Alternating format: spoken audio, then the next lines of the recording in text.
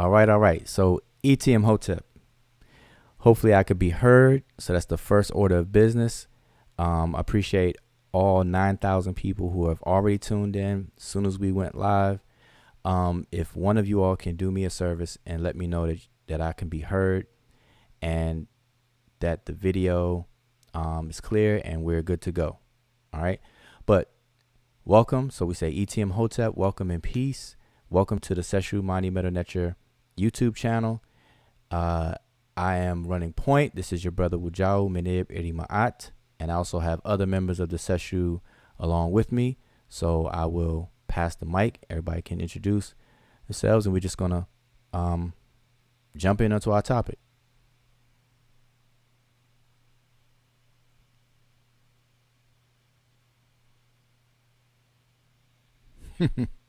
Tap a bit when imiket. Yes, and I see somebody say we can be heard. So that's good. Yeah, so welcome to Shoes channel. And hopefully, the conversation goes good and everybody leaves satisfied. So yeah, welcome.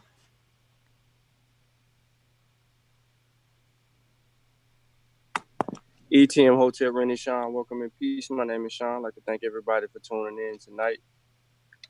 Please share the show, tell a friend, like the show, thumb it up. That's all I got. ETM Hotep, welcome in peace, everybody.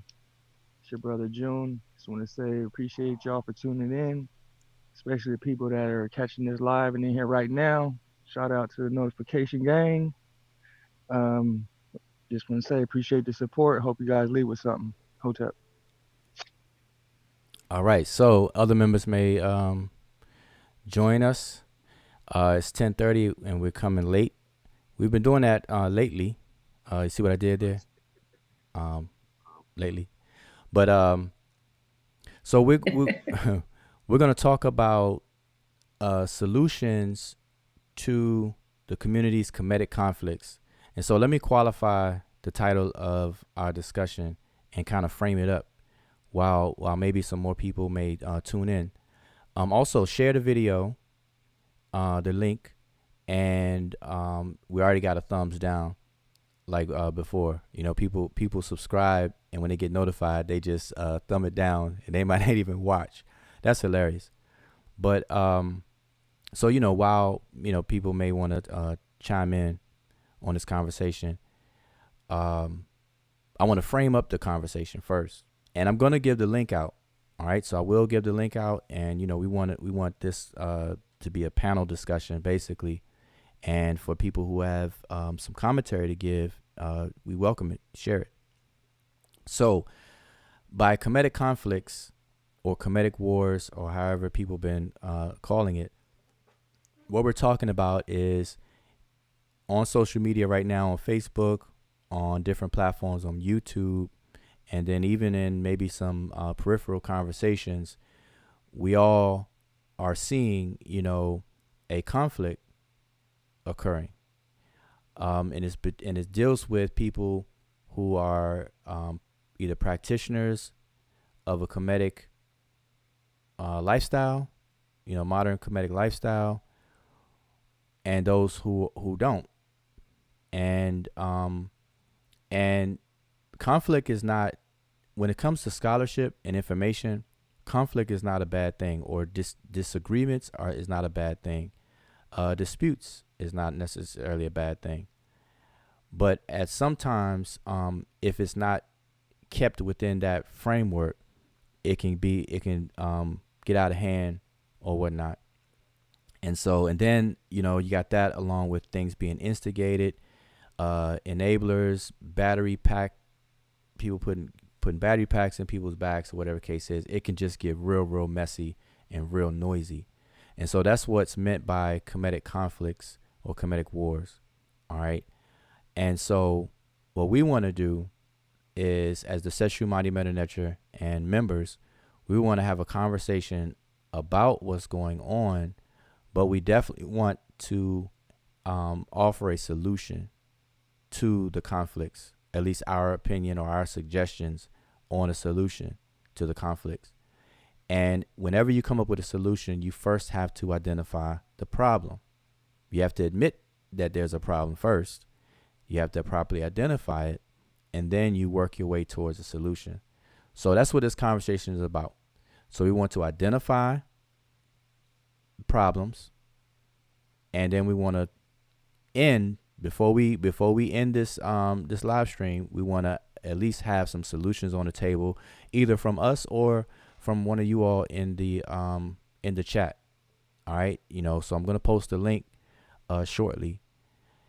First, I'm gonna open up to the panel and see if anybody have any opening comments and things about what's going on. So, pass the mic on.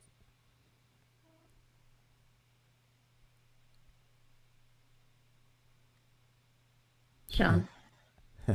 Well, okay. Let's do this. So remember the way Yeah. the so I'm just saying the way that this conversation should unfold is that we definitely want to identify the problems, or what we feel, what we see as a problem, or problems plural, and then let's work our way and start to mix in there some solutions. All right. So right now we're on the problem side. All right. So we want to Okay. identify some problems and everything like that. In the meantime, while you give some commentary about that, I'm gonna start sharing the link. All right. So as far as the problems that have taken place, this thing stems from a video, an interview that was on Soneta's platform for maybe 3 years ago. It was Baba Heru, Infudiji, Jehudimas, and Professor Smalls. Brother Reggie was in attendance, and I forget the other brother's name that has like the fade with the locks, skinny brother. But they were there. They were having a discussion, and they were talking about Kemet history a little bit, languages.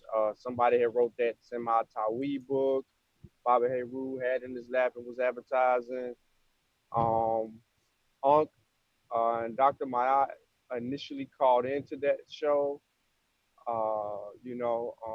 Out of respect for them, Unc was talking and was asking them questions about some things, and then evolution had come about, and they kind of like shunned it a little bit, um, glossed over it, really didn't want to talk about it or whatever, laughed it off and moved on. The show would later progress, and the claims would come up about West African nations enslaving the Egyptians and shipping them off to the New World, was the claim that came from Baba Heru. He said it more, and Mfudishi. They said it more than one time. That it was said so much so that a phone call, it would lead to a phone call from some members of the Armor Rock Squad, and Soneta would edit the video, but he didn't get all of it. He missed some portions, and we have the video as it is clipped. Then the apology happened.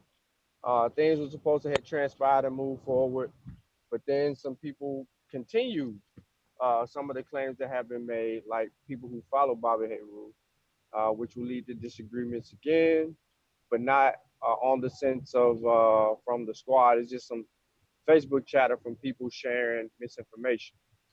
Um, then you come into this climate that where we are today. You have more problems that stem from that because now people are looking at Kemet from a different light. People are claiming to be the Remich. Most of them are claiming to be priests. Those priests aren't, those priests aren't studying the Medew Netcher, yet they are clinging on to the traditions and I guess mimicking the culture. And I'm saying mimicking the culture because if you're afraid to tackle the language, like you always say, DNA is the, I mean, the language is the DNA to culture. So how can you extract that if you're not studying the language? So that will come into question. A lot of noise will come into question behind that. Of course, you'll get an instigator or two leading the prowess. And then we're here today with more noise and a bunch of disagreements, which I also want to add. Some of this kind of stemmed from uh, Kemet and the meaning of the place name Kemet and the Shemsu Heru research team's book. That was another one that people want to throw in there as well, because it looks like anytime someone goes into questions some things, that it's an onslaught attack on all the elders, the dead and the living. I'm gonna stop. Okay. So anybody else? Pass the mic. Anybody else want to kind of Sean gave a summary of a few things. Anything else?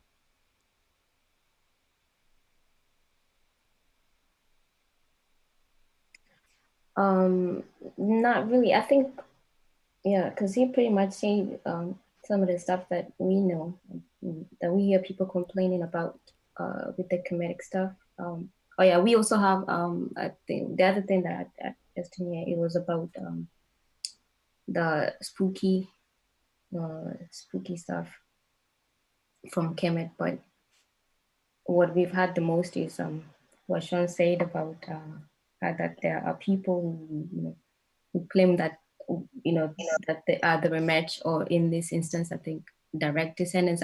I've just heard that people say that. I don't know which people say that, but in particular, and about the priests that the Kemetic priests who do not read the languages. But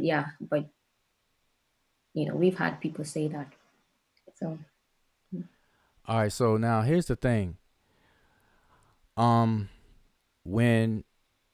When dealing with a problem, and then you're trying to go for solutions, the one thing that you cannot do is be vague. All right. You have to actually be very specific when identifying a problem. Like if you're sick, you have to actually identify the cause of a sickness in order to actually do something towards a cure. And so that's one thing that I hope that we don't do in this conversation is vague. So we have to be very, very specific. So let's back up a little bit. One of the things that, because Sean mentioned a few things, so I want to kind of touch on those things. So, in terms of, well, let's name some people that are involved in the back and forth, and I'm going to mention some names, and I'm not mentioning these names, to toss a negative light or a positive light on them. I'm just going to name the names of some people that we've been seeing involved in the greater conversation. Okay, so we have Brother Sanjetti, we have the Brother Reggie, we have the Brother Unk, we have Baba Heru, we have who am I missing? Brother Garfield, and the Brother Jabari. Okay, so those 6 names stand out when we're talking about this greater conversation. Okay, and by the way, the Brother Jabari and the Brother Garfield I believe they have a scheduled debate in March. I think it's still on and everything like that.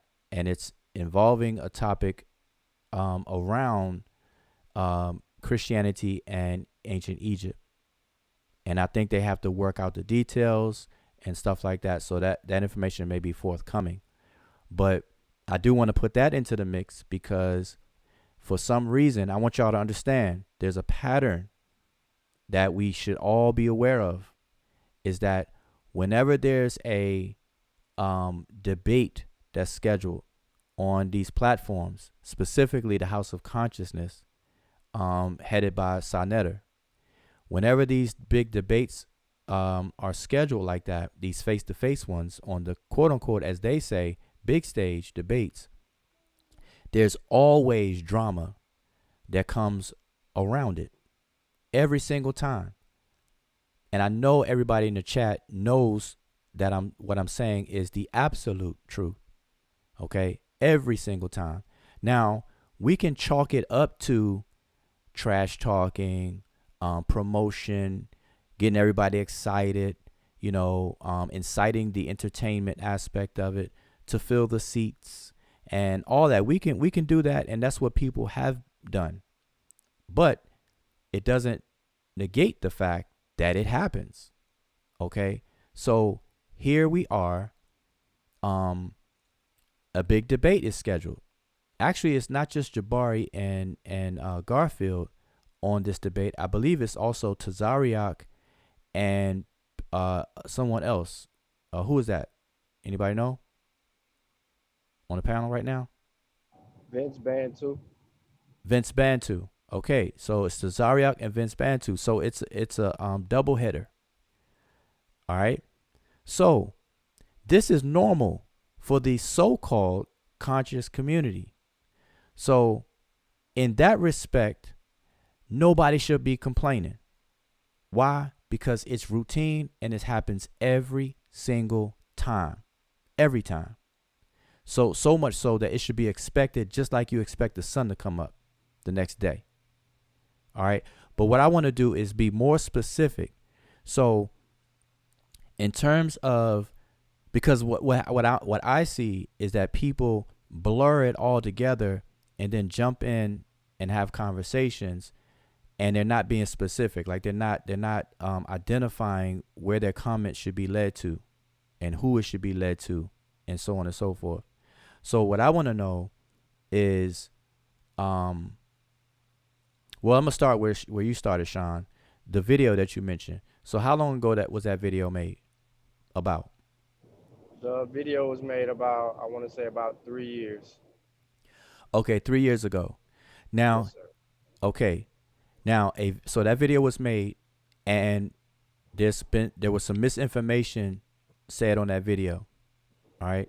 Now let me ask the question: Is it surprising that misinformation comes out of these videos that are on those platforms? Not at No. all. Not at all. We can almost expect, like it's almost the norm now for misinformation to come from the platform. Period. So It's so more so surprising if accurate information comes out of those platforms. I would say that. exactly, it's flipped the other way. Like we would be surprised if something concrete and accurate comes out of the platform rather than something that is misinformation or pseudo, as people say, pseudo. Okay, so I'm pointing that out because that shouldn't be shocking. Okay, I don't care who it is. So I'm not even putting it on a person. I'm saying the platform itself is known to push pseudo information. Okay, not totally. So I'm not trying to be all extremism. Not totally, but everybody, it's a fair share of pseudo stuff that come out of the platform. So that's not surprising. So now, so with that being the case, then if whoever it is, in this case it was Baba Heru and Mfundishi, or whatever the case is, whoever was there that you said, Sean, then in 3 years' time, why hasn't anybody, why haven't anyone um, addressed it in a scholarly way where everybody is respected and the information or the misinformation is corrected to educate the public? Why wasn't that done? And I mean, I'm not asking you as if you know the answer, but I'm putting it out there um, as almost like a rhetorical question. Why wasn't that done in the past 3 years? But Yeah, I want to it's a know. good question. It's a fair question to ask. I don't know if people at that time just, accepted the apology and moved on. You know what I mean? Kind of because it was kind of behind the scenes. Um, and then the actions that were taken right after that phone call that was had about that whole uh, claim. So I don't know if that led to people just accepting the apology, and then all of a sudden um, it just resurfaces quietly. But I don't know. Yeah, well, that's a good question. But an Well, apology does not equate to correcting information, though. So the question is, why wasn't that corrected? okay, but where? That's the main thing that everybody's missing a lot is where. Where does all of this happen? Where is the house? Where is the place that fuels, that feeds it? Where? Okay, let me can you first of all, Hotep, Morpheus, but when you Hotep family. yeah, when you were speaking, you were real low. So I don't know if you can adjust yourself and then repeat what you were saying, cuz you Okay, can you hear me? Can you hear me any better? okay, keep on talking, but like I Okay, see. what I was asking was, let's look at where all this happens at. Where the house, the place, where is it being fueled? Where is it being done at? Because there's a specific place, there's a house that fuels it. Right. Well, I'm if I understand what you're asking, I mentioned the house of consciousness. Right, Right. right, right. So that platform, right, or where it is, has become toxic. It has become. I mean, I agree with everything that you're saying, right? And I'm just, echoing that it has become very toxic. A cesspool. It's become toxic. So, okay, now I brought that up because that's the new norm and that's what is attractive and this is what people are used to seeing at this point, you know. And Yeah. so it shouldn't be surprising. I guess that was my point that this shouldn't be see, remember, there's a debate coming. A big stage debate as it's being called on the big stage. And whenever these debates happen, there's always without fail drama attached to it. Hmm. Always, Mm-hmm. always. Period. Yep. I remember when Sarah Sutanseti and Young Pharaoh was making a claim about the Egyptian uh, hieroglyphic not being deciphered. Y'all, everybody witnessed that. Everybody witnessed that. How that spiraled way out of control to the point where they were chased out of New York or out of where Brooklyn, wherever. So we know this. We know this to happen. But what I'm saying is that people excuse it by saying that's part of marketing, that's promotion, that's the Yep. hype, that's the Mm-hmm. that's the draw, that's to fill the seats, that's the draw, whatever, it's part of it. Now, granted, the same similar thing happens like in boxing, when the two boxers will do their press a Yep. tour, and they have the face offs and they talk trash to each other and all the other kind of stuff. That's how this is being run. And so that's not They mentioned the ring too. Like if you notice, like who yeah, do we want in the ring? So right. yeah. So it's being overlapped to boxing. How do we know this?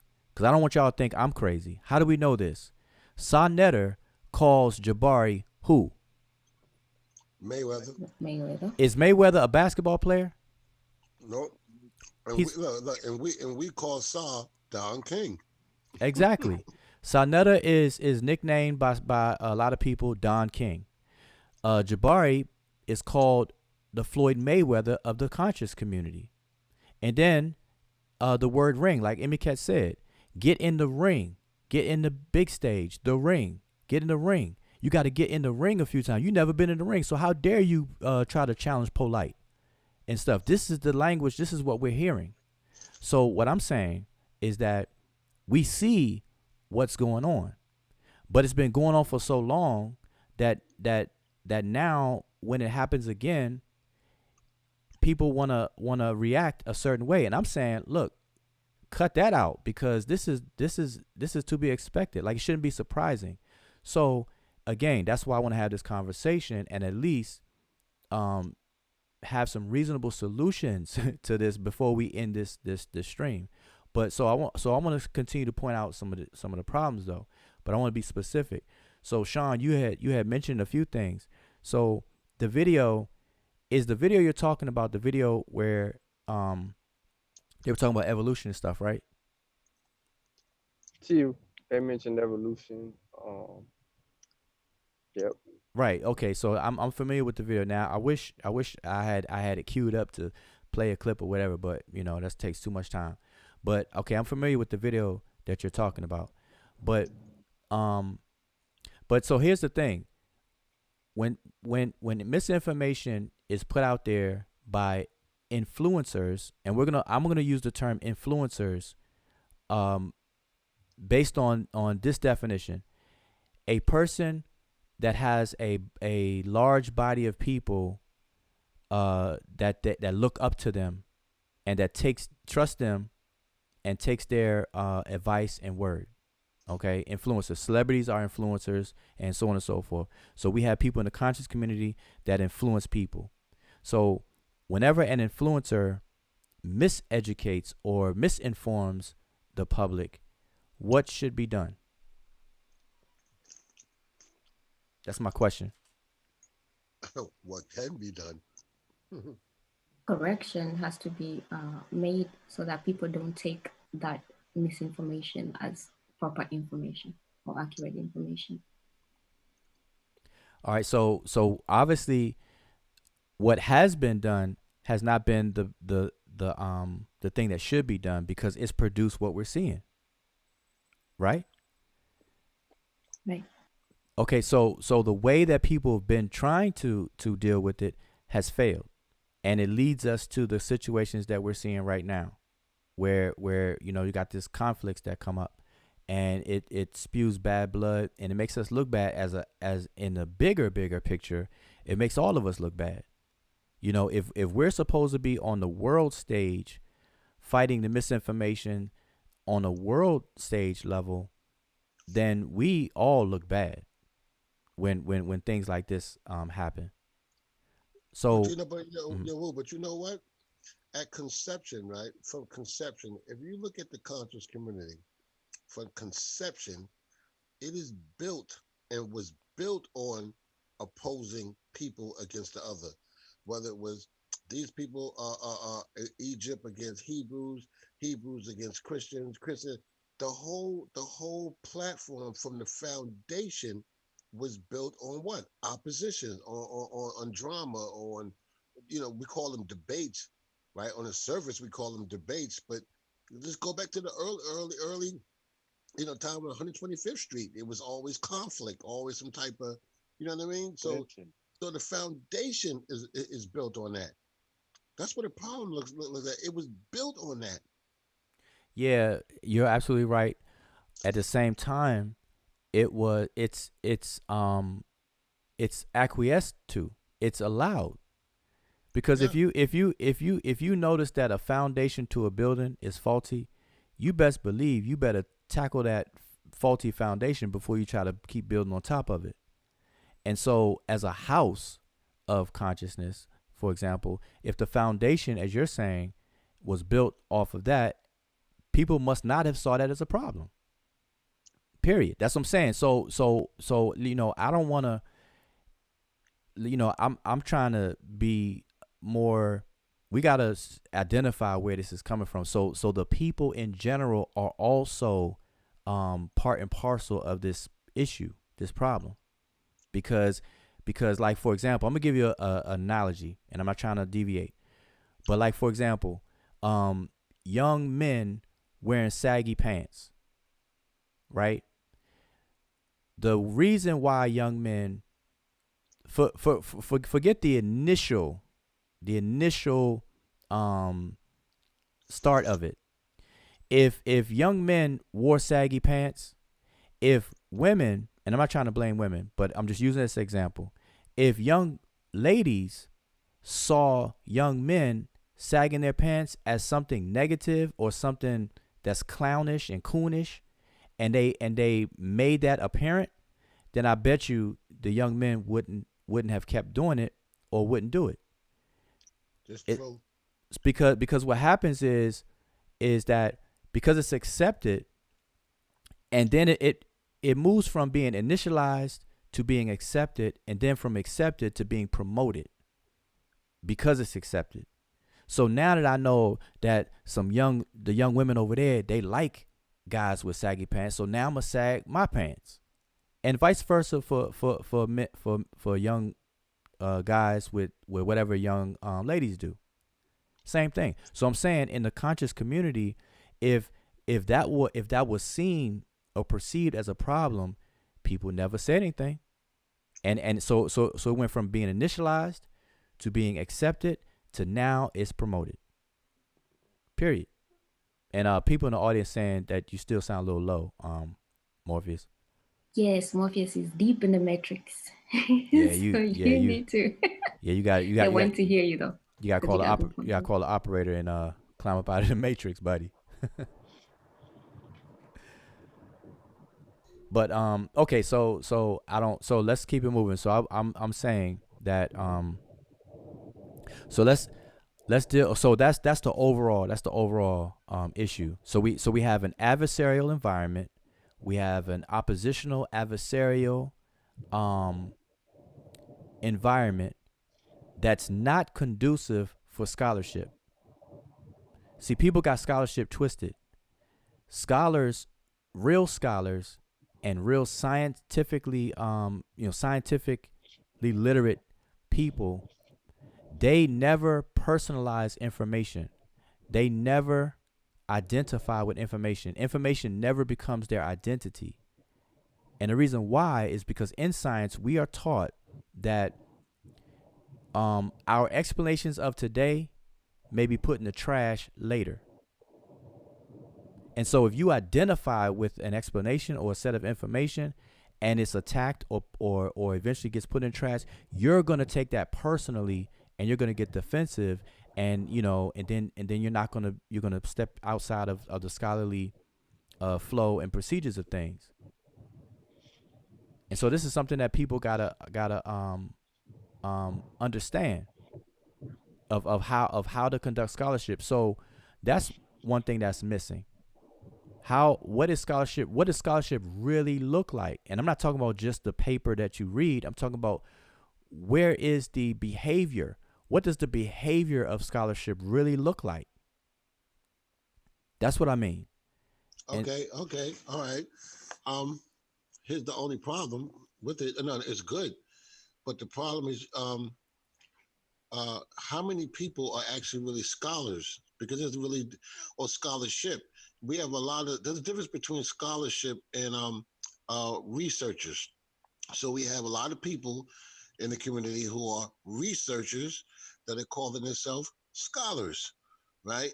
So it's like, hold up, we're talking about scholarship, but when you really look at it, you're really looking at people who are researchers. So how many scholars are actually really scholars, or just still with scholarship? And how many people or what are the people that we talking about that are actually really just researchers? Right. And so we have we understand a hierarchy, and this hierarchy is should be I guess should be known by everyone. And if we were to look at it in a hierarchical way, we would start at the top. We would call the top tier experts. Okay. The next tier below that, or specialists. The next tier below may be a teacher. A teacher and an expert or specialist, they don't perform the same function. And then below a teacher, you may have I say a scholar. I'm sorry, a scholar, a teacher. Below that, you may have a person who is an enthusiast. Somebody who's interested in something but is enthusiastic about it. And then below that, you have everyone else. Good. That's good. And so and so we have people that may fall on one of those levels, but are not but may misappropriate the title of one of those levels. You have a lot of enthusiasts who may on a general conversation consider themselves scholars or be called scholars by others. So I'm not going to put it on the person himself, but it may be the case where other people call them scholars and things like that. I think you also have to like factor in like what somebody's motive is as well, because you can have two scholars who are learned in the same way, but motives can be different. So the motive always can push other people or the same people in different directions. So you can find somebody who knows about the same amount about the same subject, but their motive might be money. And then you'll see them go in a whole nother direction with a whole different drive. But they're a scholar as well. But they have a different motive behind it. They have a different destination. Yeah, and that's something that we spoke about last night. Asar mentioned it, and we talk about it all the time.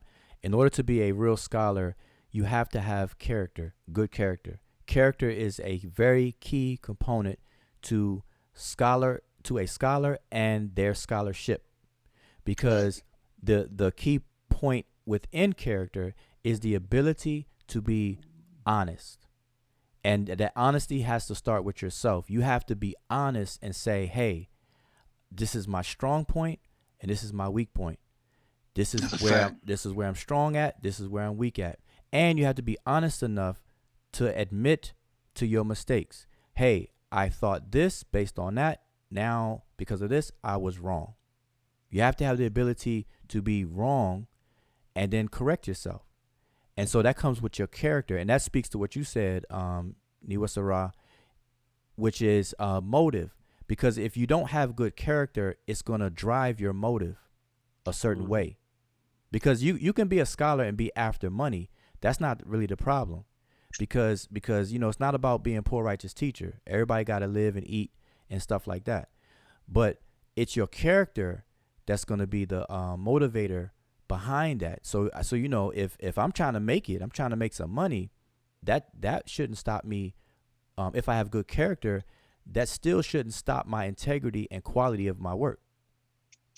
You see, so we got to go back to the character of people, and that's a big thing that's missing in the so-called conscious community. Character. And what happens is the House of Consciousness platform and environment promotes bad character. Mm-hmm. Because why? Because it's adversarial in nature.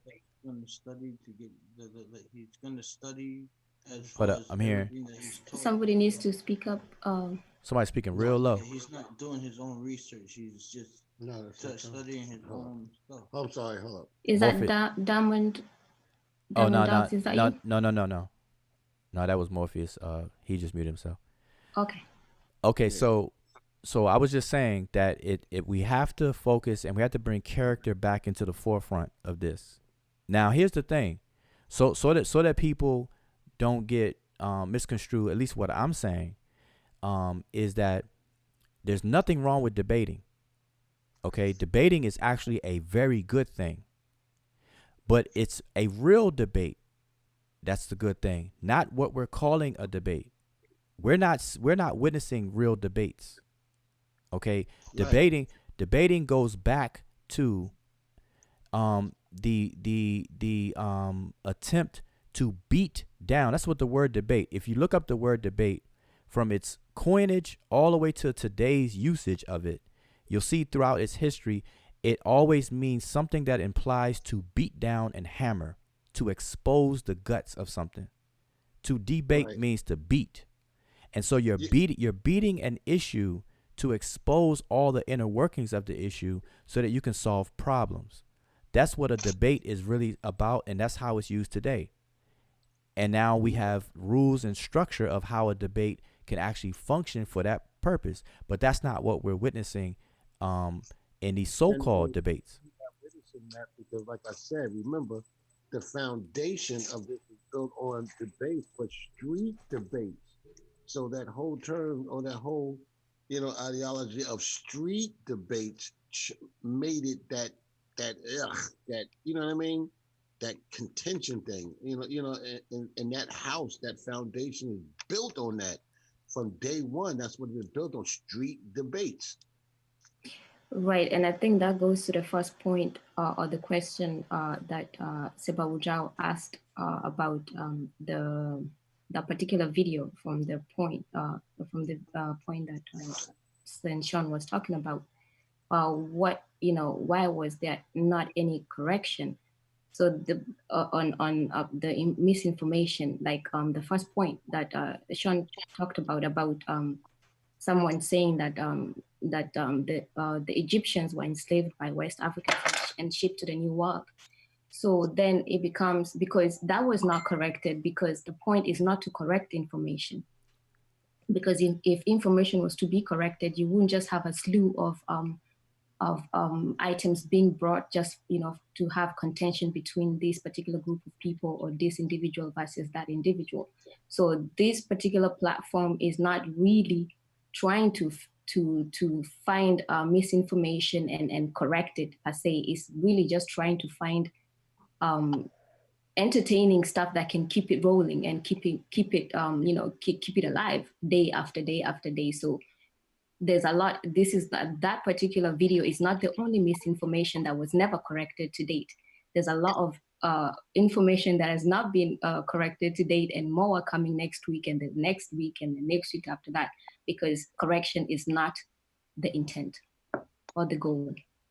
I'm screaming, Woo, real quick, right? May I chime in for a second? Okay, all right, go ahead. Yeah, when you hi everyone.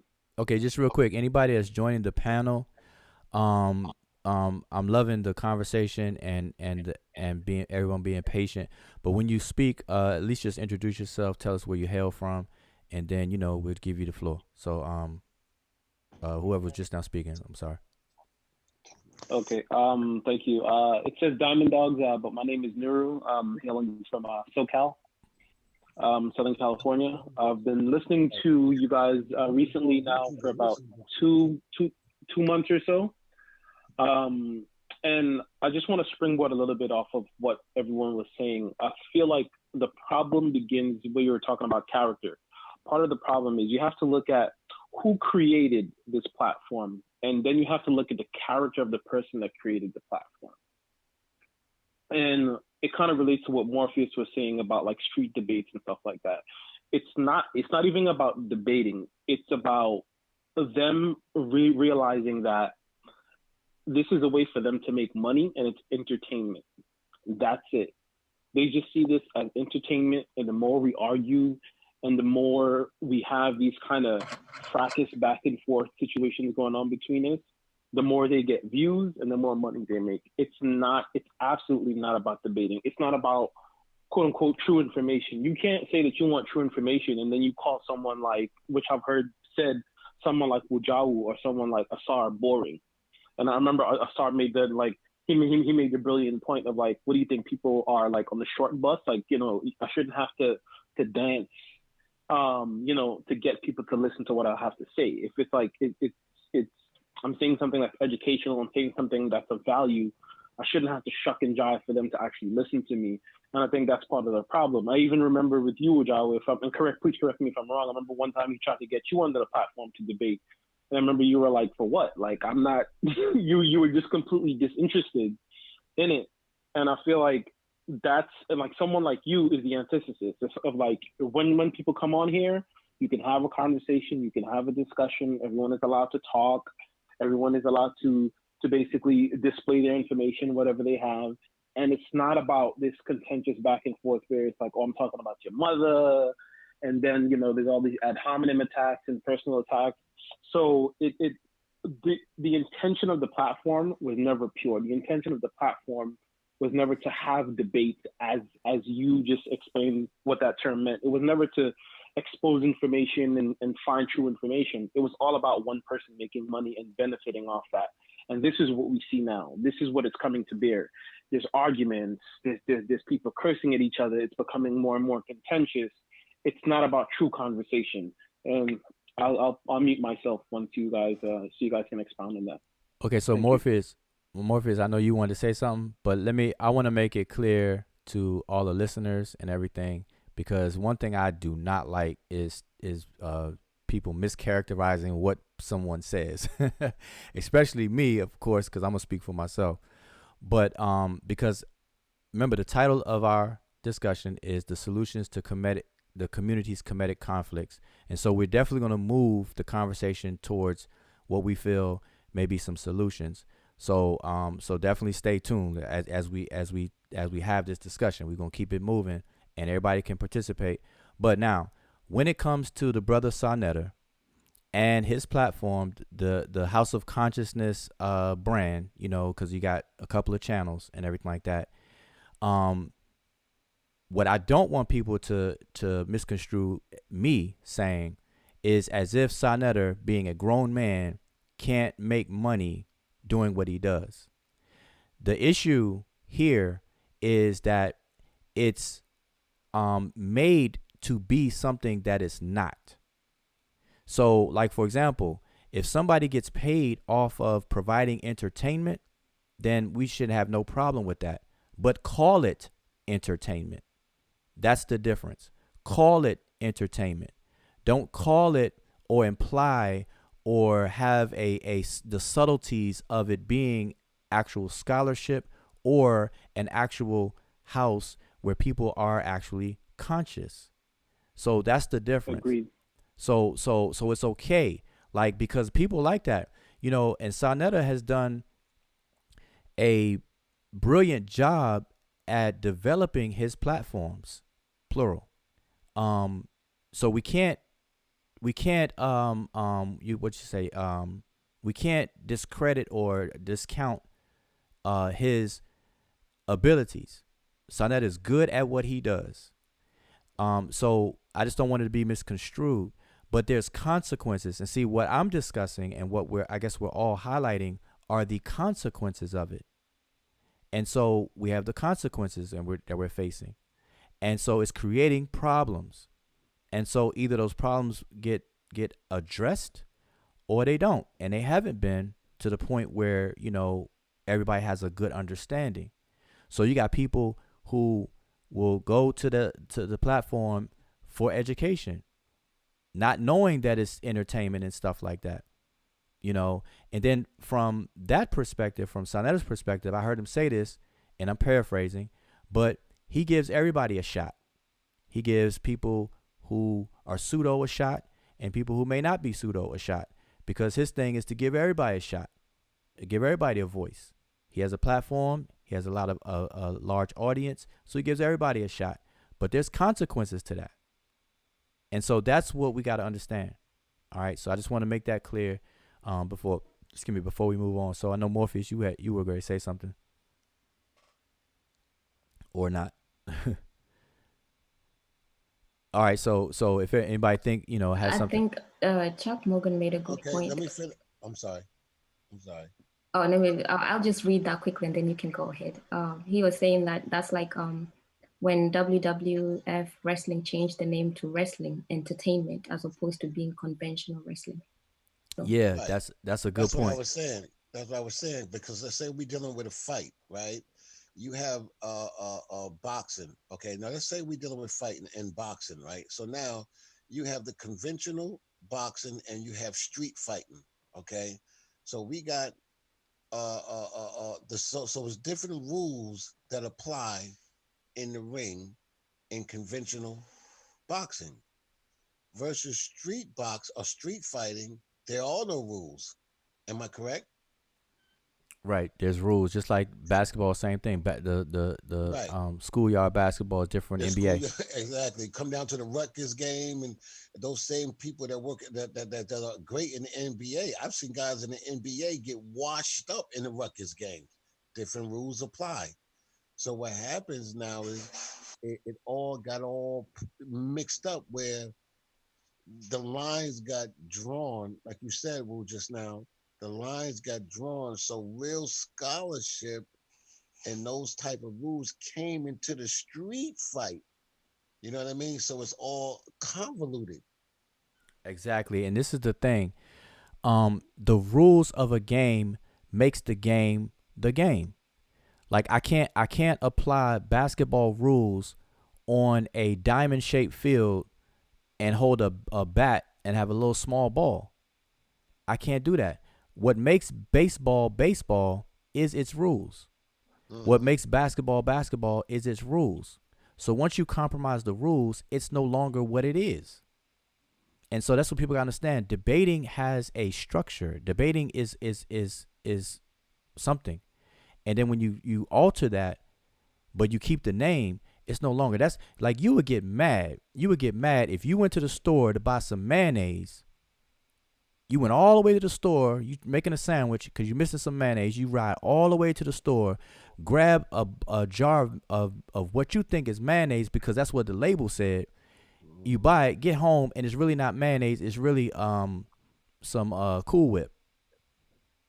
You'll be mad.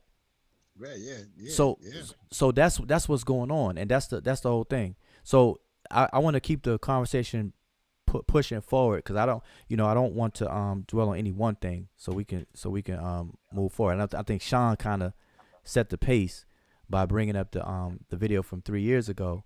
So now here's the thing. So what in the recent conversations though, what has been said against, let's just put this on the floor. What is being said against the and I'm gonna say Kemetic practitioners, and by that I'm talking about the Shrine of Ptah, Baba Heru. I'm talking about the Shrine of Ma'at, headed by Brother Jabari, and then everybody in the Temple of Anu, and then everybody associated with that side of things. So I'm gonna label all that summarily Kemetic practitioners. All right, for the sake of this conversation, those are what I'm talking about when I say Kemetic practitioners. So what's being said against them? Does anybody know? And let's be specific as we can.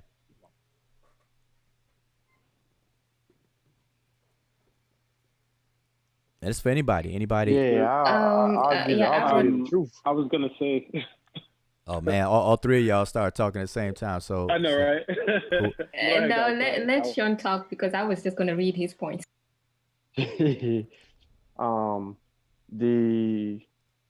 practitioners, well, what they deem or calling practitioners, are not practicing these traditions from a cultural perspective. They just basically simply made it up, and they're not being honest about it. Wait. Let's go one at a time. So Okay. So just restate that. We're gonna do them one at a time. All right. So the so-called practitioners basically is just made it up. Okay. So now I'm gonna start this off, and everybody pass it all around. So I'm gonna say what I heard Jabari say and it's on one of the videos, and I heard him say it a few times. So Jabari says that within his shrine and the shrine families, that they have three basic tiers. The one tier is they do things like what the ancient Egyptians did. So that's strict. Like that's what the ancient Egyptians did. And then two, there's a tier where they do things that are inspired by what the ancient Egyptians did, but it may not necessarily be exactly what they did. And then the third tier is modern things that are made up through innovations today. Now, I've heard Jabari say that a few times, and recently, though. So if Jabari is saying that, then if somebody's going to say that they're making stuff up, they have a tier where they admit, or at least Jabari does, admits where they make stuff up. So in order for that to be a problem, the person accusing them of that is going to have to identify what it is that they're making up, and identify on a tier where that's not applicable. So do we have anything like that? Plus, just to add on what you said, plus which particular shrines, or just identifying, not just saying they as a whole. Yeah, we do have as a general. So do we have an example of something that they made up, but they're claiming it to be what the ancient Egyptians actually did, like on tier 1 that I said? Yeah, the carrying of the big unks. Yeah, or the way the mouth ceremony. I'll start there. Okay. Some more? Okay, hold on. Let's deal with one at a time. So Morpheus. I'm armed, baby. Okay, all right. So let's do them one at a time. Like I said, one thing I don't want to do is be vague, because then we ain't not doing anything. So even if we don't have time to get to everything, at least I want to be this. This is gonna be a slow conversation. Okay, so Morpheus said the opening of the way ceremony, right? If I heard you. Okay. That's correct. All right. Now, Jabari again, and now listen. Let me make a disclaimer.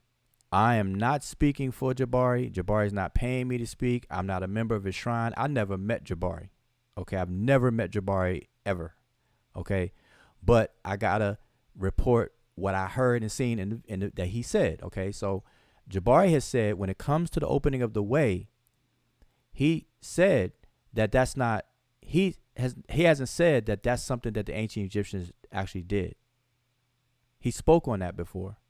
I'm not sure if it may be not be a popular video clip or whatever, but he spoke on that. That what they do, he wouldn't put that at tier 1. That's something the ancient Egyptians actually did the way that they do it. Now I have seen him say that. So that wouldn't be a fair accusation on that one. So let's go to the next one. I mean, unless somebody knows something different.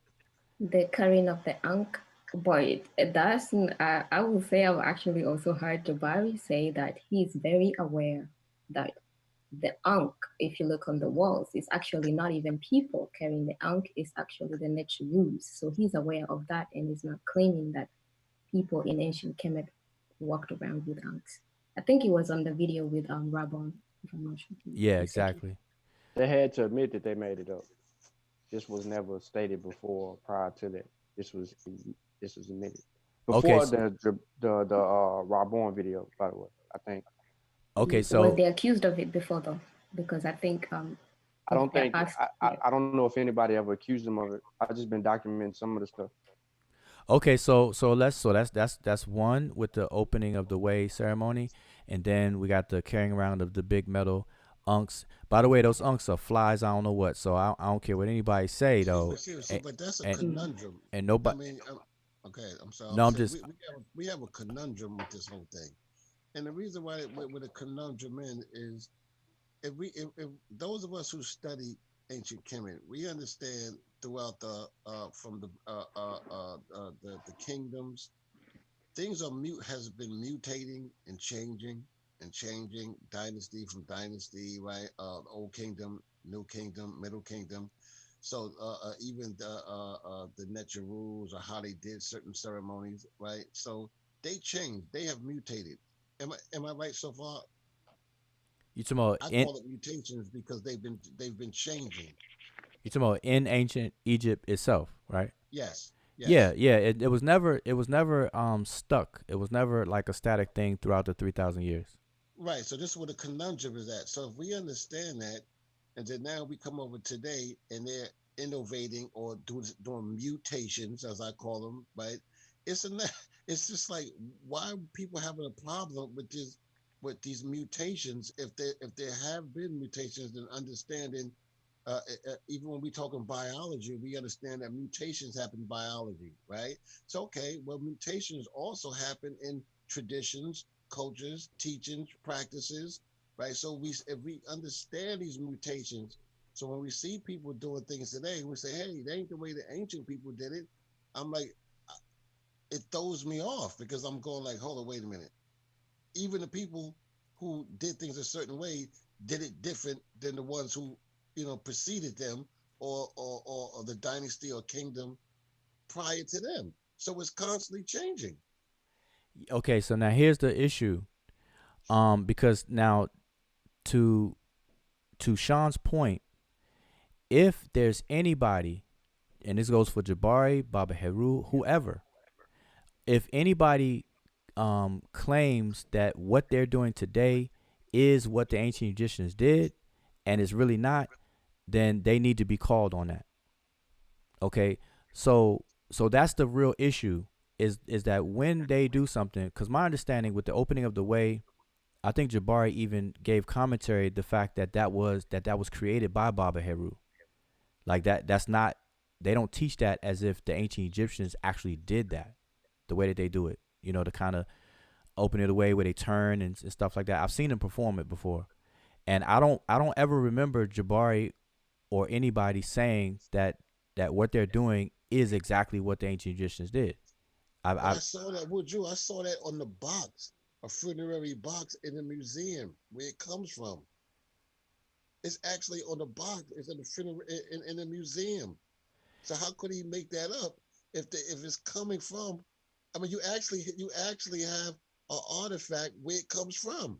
No, I'm talking about the way that they do it, like whatever they're saying, the way that they do it, and they hold their hands up and say something to whatever deity and stuff like that. Um, I'm saying no. What I'm saying is that as long as somebody make, like, people should be able to make up something as long as they say that that's what they're doing. Right. Okay, if somebody wants to do something like the ancient Egyptians themselves did, and that's what they're saying, then it needs to be just that. And if it's not, they do need to be called on it. So I'm speaking to Sean's point that that's what the point is. But does that really apply to Jabari on these 2 points we brought up so far? And the answer is no, because the carrying of the Ankh, and what I was going to say was, notice that everybody just got something to say about those Ankhs. Nobody is saying those Ankhs are ugly. Like, No. everybody's complimenting on how they look, at least, because Baba Heru is a master at his craft of jewelry and stuff. But the carrying of it, do they actually claim that the ancient Egyptians carried big Ankhs around? Is that something that they claim? If so, somebody can enlighten me and show us or tell us. I never heard them make that claim. Plus, So- I'm like, we see, like, when you see, like, ladies wearing the Ankh earrings and all that, the only thing people are gonna be like, "Hey, queen," all that kind of stuff, So that's okay. But these guys are carrying Ankhs, and they haven't even, if they're carrying Ankhs for whatever purposes they're doing, everybody's like, okay, not everybody. Then it's like, that's a problem. But people wear Ankh earrings. Yeah, but it sounds like we're saying somebody has to police. We got to police the way that they, Nah, let me finish first. Let me just say this real quick. These are things that they created themselves. So this will fall into the category what Ujara was saying earlier, that actually he's giving them a gray area to put certain things in this perspective per, not Saber, but per Jabari, because him saying that then it gives him the room to wiggle. So the next thing that is one of the most important factors that all of these shrine, well, I don't know about Anu, but uh, the shrine of Ptah and the shrine of Ma'at, is that everything that is of the Christian origin comes from Kemet, and the Rimage they don't have anything to do with that. But these are the teachings that go on, that that Christianity is nothing but a remixed African tradition and was a part of an African custom. And that's, and that's a bigger one right there. It's more, but that's a bigger one. Okay, so hold up. Before we move to that one, so we're gonna deal with that for sure. But I don't want to leave the other one just yet. So my question though is, has anybody heard Jabari or the likes claim that carrying around the big Ankhs and stuff like that, people call it the triple XL Ankh, etc. Carrying those things around, do they claim that that's what the ancient Egyptians did? If so, I would love to give me a timestamp of a video and things where he made that claim, or somebody else within those shrines of authority made those claims. If not, I would have to go back and pull a Baba Heru video from 1987 and give it to you the way that he actually presents it in 1987, and what he says, because then he speaks not only for himself, that he's telling you, because he's regurgitating information that already has been corrected, which he still regurgitates to this day. Okay, so if you can do that right now while we're still live, and just inbox me the timestamp and the video, then we're gonna play it. Cause like I said, right, I want to listen. This conversation, I'm not looking for the speedball through this conversation. I don't want to be too late, but we can do a part 2 to this. But I'm not glossing things over. Notice how we're having this conversation. We're not just throwing things out there and blurry and foggy. Nah, we're going to be very sharp and specific. We're going to be surgical with this. So like I said, when it comes to the opening of the way ceremony, Jabari has said that Baba Heru has created that, and it's not something that the ancient Egyptians did exactly like the way they do, and that's their right. So nobody should be accusing them of anything in regards to that. They should be able to do that. Carrying around the Ankh. So you say you're gonna do the video, and that's good. So we'll be able to hear what Baba Heru said about carrying the Ankhs. And like I said, if they say, let me give y'all a flip. Let me give y'all another example. This is something that I did. Okay. Among Kemetic practitioners, there's a subgroup that does yoga. Okay, and they perform yoga and they call it Kemetic yoga. All right. I know a lot of people who are into Kemetic yoga personally. Mutation. And so what I did was I looked at what they claim and everything they claim about yoga as a practice and the benefits of it is beautiful. But there's one thing that I had an issue with is where they claim that the positions that they put their bodies in, they claimed that the ancient Egyptians did the same thing. And so that's where I stepped in and said, nope, that is wrong. And I demonstrated how that was wrong. I did a video on those positions and how they are not real positions. No Egyptians put themselves in those positions. And I showed what those positions really are. It's a form of artwork called aspective artwork.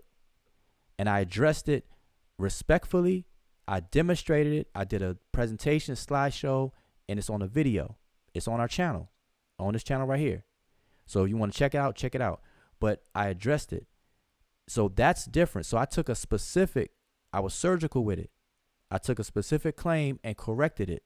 But I didn't just talk, I showed it and gave information on it so they can learn and grow. Now, whether they like it or whatever the case is, I can't control that. And one of the leaders of the Kemetic yoga groups of people came on the comment section of my video when I did it, and he was very defensive, and that's to be expected because he's the leader of it. That's what he does. So of course he's gonna be defensive at first, and so, but I addressed him, and all I could do is just give him information. As they say, you can lead a horse to water, but you can't make him drink. And that's all I did. Never disrespected the brother or none of that kind of stuff. Even when he got a little cheeky with me a little bit. So I'm just giving you an example of how surgical we would have to be. I did the same thing for the word tamahu.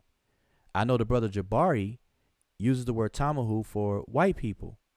And so I did a thing on that word. The Chehenu and the Chemehu, which are Libyans. They're not Europeans. And so I did all that kind of stuff. And so I'm showing you, me personally, those are two things I did personally. And then as a team, the Sesh Madi Medew Netcher, we addressed the claim about the Egyptian hieroglyphic system not being deciphered. We didn't do the dramatic noisy thing. We wrote a whole book addressing it. And so I'm bringing those two things with me up and what we did collectively up as an example of how surgical we are and approaching when misinformation happens. You got to identify the actual claim and then approach it and correct it. And you do it in a respectful way. And that's what we've done. So nobody will ever be able to say that about me or us as a team, the Seshu, that we don't know how to correct our elders or misinformation from whoever. Nobody. All right. So I just wanted to let everyone know and remind everyone of that. And so that's what this conversation is hopefully going to lead to, is some ideas about how to solve this issue. So on those two things. So again, the opening of the way, nobody should talk about that no more, because Jabari and everybody, they have a right to do that. They're not saying the ancient Egyptians did it exactly like that, and that's cool. Carrying of the big Ankh. Hopefully Sean will be able to pull the video, because I'm interested, because I never heard Baba Heru explain that. So if he says that the ancient Egyptians carried around big Ankhs like that, then that needs to be addressed, but in a very respectful and scholarly way. and then we're moving on to something else. So Yeah, and on that issue, just obviously I did mention that Jabari did explain on his part um about not trying to be like the Egyptians. He's aware of the Ankh being carried only by the Netcher on the walls. Meditation. okay, Said. so if Jabari, now I haven't seen it, but if Jabari says that that's not what the ancient Egyptians did, that's what they do today, then that also should be okay with everybody. That's not something to make a fuss about. All right. Who was the guy that Sarah Susan said he came in with? I can't think of his name right now. Young Pharaoh? Young Pharaoh? No, not him, but something like back in the day. He's an older gentleman. He used to take trips to Ashwa Kwesi. So my uncle, it's a video on YouTube. Now he wasn't saying that this is something similar. He's actually saying like the Egyptians, and it's kind of old, but he said this is exactly what they did. He doesn't say it was kind of like this. He said this is exactly what they did. But we know he made some mistakes, with all due respect, naming somebody Suitin instead of Nasut.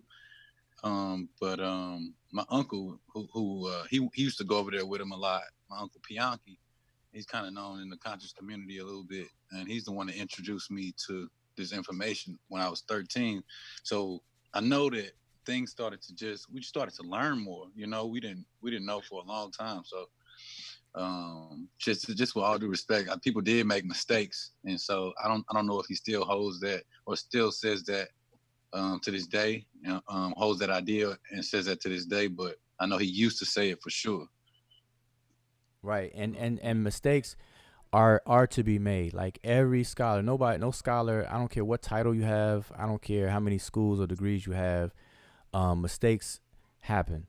And that's why I said it goes to character on that end, because if you can admit that you made one, then you will be a much better scholar than someone who can't admit when they're wrong, can't adjust for whatever those reasons are, be it ego, money, or whatever.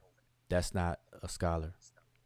So being a scholar on the subject and being a practitioner on the subject is where the difference lies.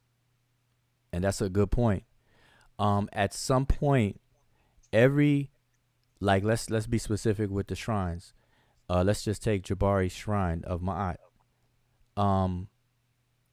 The administration of a shrine is gonna have to be both.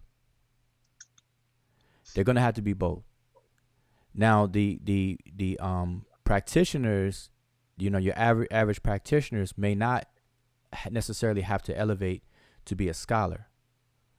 But if you're gonna be a priest and be responsible for people under you, and you're in the service of those people, it's your responsibility to do your due diligence. And that will translate as becoming, a specialist or a scholar in that particular field or whatever the case is. That's hands down. And let me say this: the very word priest. See, what people don't understand is that the Egyptian language, when you hear priest, and when it comes to ancient Egypt, just ask yourself, what word are they translating as priest? And that's an important question to ask, because what you'll see is that they'll say Wab priest, Sem priest, lecture priest. But when scholars do that, the word priest is not really there. I just want y'all to understand that. The word priest is not really there. And I'm not being meticulous and saying, okay, the word priest, PR, the English form is not there. No, they're adding that on. The word wab, they calling it a priest, but the word wab means a purifier, a person who washes things. And so the reason why I'm saying that is because this idea of even a priest is a projection, a modern projection on the ancient Egyptians. Okay? A priest in the ancient Egyptians' eyes would be a person with a very important job. a skilled person that has a very important and responsible job. That's what a priest is. And if we understood that, then anybody claiming today to be a priest of a shrine or a temple or what have you, they would take it upon themselves to become a specialist, an expert, because they have a very important job. Period. I get it. And the basic requirement before that important job is actually being a sesh or a scribe, which you have to know how to read and write. That's in ancient Kemet. So before elevating even as an apprentice, which would be like going to university, and then after that, getting a job, you first have to start from being a sesh. So you have to know how to read and write. And I think that was one of the points that Senshon had brought up about the claims, was that there are some priests, some people claim to be priests but are not learned in the language. Yeah, that's another claim. So we're gonna get we're gonna get to those too. But to just add to that real quick though, let's take a lector priest, what they call a lector priest. In order to be a lector priest, you got to be able to read. And so sesh, or knowing the language and everything, is a prerequisite to priesthood. Mm-hmm. And that's what modern priests should consider and take under advisement. Period. And so I know that's what Sean brought up, and that's what I say. Yeah, so you should graduate that class before you even. Yeah, I think this would be a good time to show that curriculum we've got, because the basic before even we move to being to doing the practicals of being a practitioner, our curriculum starts from the basic, which would be like the beginner's level of Netcher, and then moves on to the grammar, obviously, because you don't know a language until you know its grammar. And then, and in the grammar part, you also have the writing, and then we move into some of the linguistics. And then this is just the basic part of that, pyramidal curriculum that we've got. And what we did was, try to, if we are going to understand Kemet, then we have to kind of, we can't just pick and choose or whatever it is, but you kind of have to follow the system if you want to make it authentic, or if you want to actually, reap the benefits that makes us want to learn about Kemet per se, if that's the intention of whatever institution that you're building, as we have with the Seshuma and Netcher.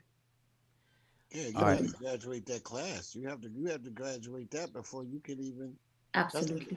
That's like having a professor in college who hasn't graduated his own, the class or with the school or anything to be becoming a professor is like a stage, right?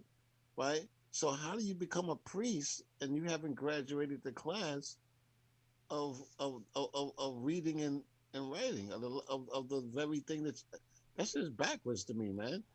And just like the point that was made yesterday in terms of comprehension, everybody that learns the information isn't a qualified teacher. Like, everybody's not meant to teach. So everybody's not meant. You might have professors. You might, man, you may have went to school, but you have a horrible time like relaying this information to students. And I go to another class and I get the information and I get it, and it comes through so much better. And then different students learn in different ways. But again, just like yesterday, the literacy, like some people can read the same book, read the same ancient literature, but it won't transform them in the same way. Not necessarily spiritually, but I mean just even mentally, in terms of like what the information and what the knowledge should do. It's like, did you even read it? Like, some people read books and like, oh, I read it in one day. I know myself, I read really slow because I'm analyzing and thinking about what's really being said and conveyed. But everybody's not meant to be a teacher, even if they do read the information. They just don't comprehend the same way. They're not able to articulate it or relay it back in a way that someone else can absorb it. So yeah, but even before that, imagine me calling myself an imam and I can't read or write Arabic, right? Facts. Mm-hmm. Just imagine that. I'm an imam, a leader, one who stands in front of people, and I'm teaching from a text of which I can't read and write. That's crazy. Okay, so now I want to limit our discussion to 2 hours tops. So we're at the 80-minute mark, and so we got a maximum of about 40 minutes. And we don't have to be that long, but I don't want to be any longer than that. So I want to kind of keep it. I'm Uh, listening to his words right now. I don't mean to cut you off, but okay, so if you find it, because I'm gonna play it so everybody can hear it and see it. So okay. if you find it, give me the timestamp in the video. All right. But let's keep pushing forward. So I don't so that was the thing about well I guess just now we were talking about the responsibility. So here, but here's the thing. Now, when you're in the service of other people and you're providing counseling and things for other people, that's a very important job as well. So we people just got to be clear on what they mean by priest. But the average person, when you say Kemetic priest, if you're if even in that, you got to say, okay, we're innovating and we're creating positions and we're calling them priests, or are you saying that you're a priest in the same function as the ancient Egyptian priests, like a Wa priest, a Sem priest, Kari Netcher, Hem Netcher, all these different varieties of priests that they translate as priests, but notice that the word priest is not in any of those names. Hem Netcher actually means servant, divine servant. Wab means to clean, somebody who cleans stuff. You know, like if we want to be cheeky with it, a janitor is a wab. I was about to say that. You know, a So person what's who cleans, make sure the temple is clean and make sure the deities, the statues are nice and clean, and sense they sense it. They have, you know, carry around incense and which is the word Netcher. They carry around Netcher and clean things, clean the environment, clean the air, clean the surroundings and all that kind of stuff. And they deal with water. But go ahead. I was gonna ask you what's the Seb? I think it's called Seb priest. Sem. Sem priest. Did you already explain that? I missed it. Yeah, Sem priest has functions dealing with funerary functions. But that's a whole Gotcha. nother. That's a long subject though. But my point though is that that's okay too. But the issue is not exactly traditionalist versus modernist, as a person commented. It's more so of identifying what people are claiming versus the assumptions, and then based on what is really being claimed, are they being accurate with it? That's the real difference. And so far, it's really just a bunch of assumptions and what people don't like for other reasons. And we discussed that because it's a climate, it's an environment. The platform and everything else creates all of this. Okay, so so when Sean, you get that, but let's move forward though. So we were introduced to something else. What was that? It was something else. What you want to go through the list? Yeah, From yeah, Sean? yeah. What Okay, was so next thing? other than the fact that that there are some priests claiming who don't read the language, it would be that the people who are claiming to be the Ramech. Oh, right. Yeah. Who, like, let's identify. Let's be, like, again, we got to be surgical with this. Who out there is claiming to be the ancient Egyptians? Yeah, I've asked that a lot. Now, again, a disclaimer. I'm going to repeat my disclaimer. I am not a member of Jabari's Shrine.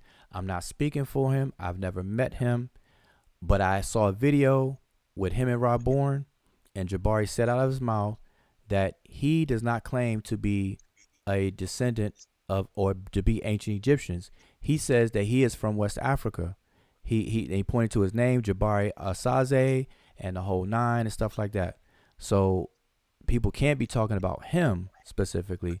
So maybe it's Barbara Heru, maybe it's somebody else. Haru said it. Okay, so there you go. So what does he say? Yeah, Baba Haru said that we are the ancient Egyptians. We are. He clearly said that. In fact, I'm gonna try to find a video. Okay, yeah, that would be good too because, like I said, I always like demonstration beats conversation, so I always like to show. Seems like all these things are pointing to He Baba don't say we hieroglyphics. the ancient. He don't say we the ancient Egyptians. He said we are the ancient Kemites. Kemites, Okay. right. Okay, See, what does he mean by Kemites, the ancient Egyptians, right? I don't know if Saber want to play the video. He can go to mile marker 104. Okay. Which video? Which one? Did you give me the link? I put it in. I put it in this chat. Oh, okay. All right. In Let's this room. so let me pull it up. So let's keep talking. Though I don't want any dry space. So I'm gonna pull up the one. That's the topic though. We're gonna talk about those who claim to be ancient Egyptians. So while I pull this up, what are you all And what are you all's thoughts about whoever makes that claim? So we're gonna take it away from specific to a person saying it to if anybody said it, then what? What do you say to that? Do they mean by DNA or like spiritually? Like what way are they talking I about? think to be specific, it's direct descendants. That's what we're talking about, right? yep, direct descendants. What timestamp was that, Sean?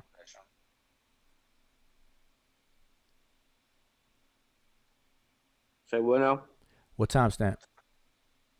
Go to 104:31. All right, so let's go ahead and see, cause we gotta give it some context. Well, That's- yeah, he come in singing a song, which I know the remix didn't sing, but and I don't want to go back in the video because he going to incriminate himself. Okay, so wait a minute. You said 104? Yeah. About 104? All right, so let me play this because like I said, we're gonna be surgical. But he gonna get into the unk a little bit, but I'm still looking for his words. But yeah, this gonna get interesting for you. Okay, so we're gonna touch on it. 'Cause like I said, yeah, we just want to address things in a very okay, wow, this is not happening like I wanted to. All right, give me a second. All right, but still, so I'm saying, what are y'all's thoughts on if anyone said something like that? If anyone says that they're direct descendants of the remains of the ancient Egyptians, it won't make sense because that's a civilization that happened a long time ago. So it won't be direct descendants, clearly, unless they came out of a time machine. Something. Okay, so here's the video. I'm showing it. I'm sharing my screen so that everyone can see, and I'm gonna play it. So Sean, you said around 104. I'm gonna play it. So let's see what it said, because it'll be my first time hearing it. Let's see.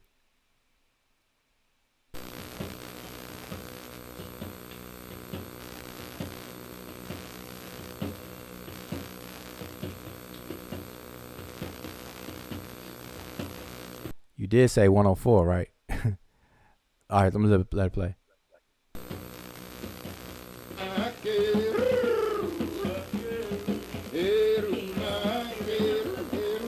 Sean, Sean, are you?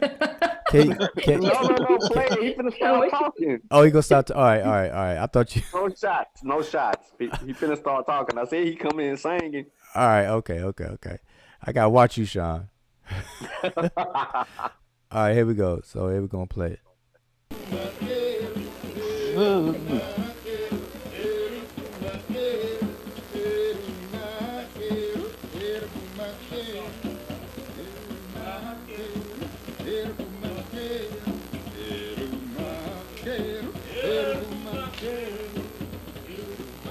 Sponge. It's approved. It's approved? Is that some form of greeting? Yes, that's the ancient Kemetic form of greeting. It means peace and blessings. I noticed in your introduction you said that we were an Egyptian culture. That is exactly what we are not. Typically, because we carry the Ankh, a symbol of eternal life. When people see this, they say, Egyptian. But we beg to differ with them. We are Kemites. What does it stand for? Eternal life. We have here the sacred womb of the mother. We have here the penis of the father, and we have here the product, the sacred children, male or female child. Okay, I'm gonna stop it right there for a second. So here's the thing. Now, in the context, and I'm glad we're doing it this way, being surgical with it. In the context that he said that, that's not a good example to use to say he's claiming that he's ancient Egyptian, as in DNA, the people. He's swapping the word Egyptian culture with Kemite. And so he's emphasizing that he's like, that's what we're not. You know, that's Egyptian. Because notice how he said it. You got to look at the context, how he said it. He said Egyptian or whatever. Then he said, no, we're Kemites. So the emphasis in that context is he has a problem with Egyptian and stuff, and he's changing it to Kemite or whatever case is. You have to pull something where he's actually talking about lineage and stuff in that context, where he's saying, okay, no, we are the ancient Egyptians, like in that context. So this video doesn't qualify as a supporting evidence to charge Baba Heru of saying that he's from ancient Egypt. This wouldn't fly. So I just want to point out in the context, and this is why I like to play stuff, is because he's not using that. He's not using Kemite in that sense. He's using it as a replacement, just like we do. When people say hieroglyphic to me, I know what they mean, but I tell them, I say, wait a minute, the ancient Egyptians called their writing system Sesh, Medew, Netcher, and stuff like that. That's the same thing. Like, okay, Rodney Kemet is the name of the language, not ancient Egyptian. The language is not called ancient Egyptian or Middle Egyptian. It's called Rodney Kemet. And I would tell people that. So that's the sense that we have right here, the context that we have right here. So we would have to find a different video. You know, I noticed that in this in the 80s and you know, some of the videos with the elder scholars, they were very keen on separating between Egypt and Kemet, or Egyptian and Kemite. I think, and in my head I was thinking it's more to do with, like, because Egypt, you have the modern Egyptians, then, you know, you have the Arabs and all that kind of stuff. So people always wanted to make a delineation, like we're talking about an older civilization, Kemet, and not this modern Egypt. So I don't know if that's what he was also kind of doing, because they did a lot. I saw some of the older videos, they used to make that distinction. Yeah, so I'm going to play it again because it was so short, because I want people to consider what I just said and then play it again. Now, I'm not saying that Baba Heru never said that in the biological context. I'm saying this video is not one of the pieces of evidence that could be used. That's all I'm saying. Like I said, you got to be surgical with this. So again, you know, if we're gonna talk this talk and talk about solutions, we got to be real, fair, and objective as possible. So I'm saying that his context here is not to imply. You gotta let him finish though, Saber, because he's gonna call himself the Kemetic Nubian too. Okay, so let's let it. So I'm gonna rewind a little bit and let's let it play. Sean is on it, y'all. All right, here we go. But I hope everybody gets my point, because you know, because now if somebody were to ask him, because I think he said something like that. Didn't a recent video, didn't he say something to that effect? I think somebody need to find a recent video where he may have. It's recent. The one I was referring to is recent. I'm trying to. Yeah, if you could find that, then that's a better thing. We just got to be real with whatever we're presenting and showing. So anyway, I'm gonna play it again. Of greeting, it means peace and blessings. I noticed in your introduction you said that we were an Egyptian culture. So notice he said an Egyptian culture, that they or we are an Egyptian culture. That is exactly what we are not. Typically, because we carry the Ankh, a symbol of eternal life. When people see this, they say, Egyptian. So, because here's the thing. You got to ask, why did he say that we're not in Egyptian culture? Now, wouldn't the average person claim that Baba Heru claims that he's Egyptian? So again, it's not for him to say that we're not, or not we, me, but we, him, not in Egyptian culture. Then that's the point. Like that's where the weight of the point is being made. So just listen. But we beg to differ with them. We are Kemites. What does it stand for? Eternal life. We have here the sacred womb of the mother. We have here the penis of the father, and we have here the product, the sacred children, male or female child.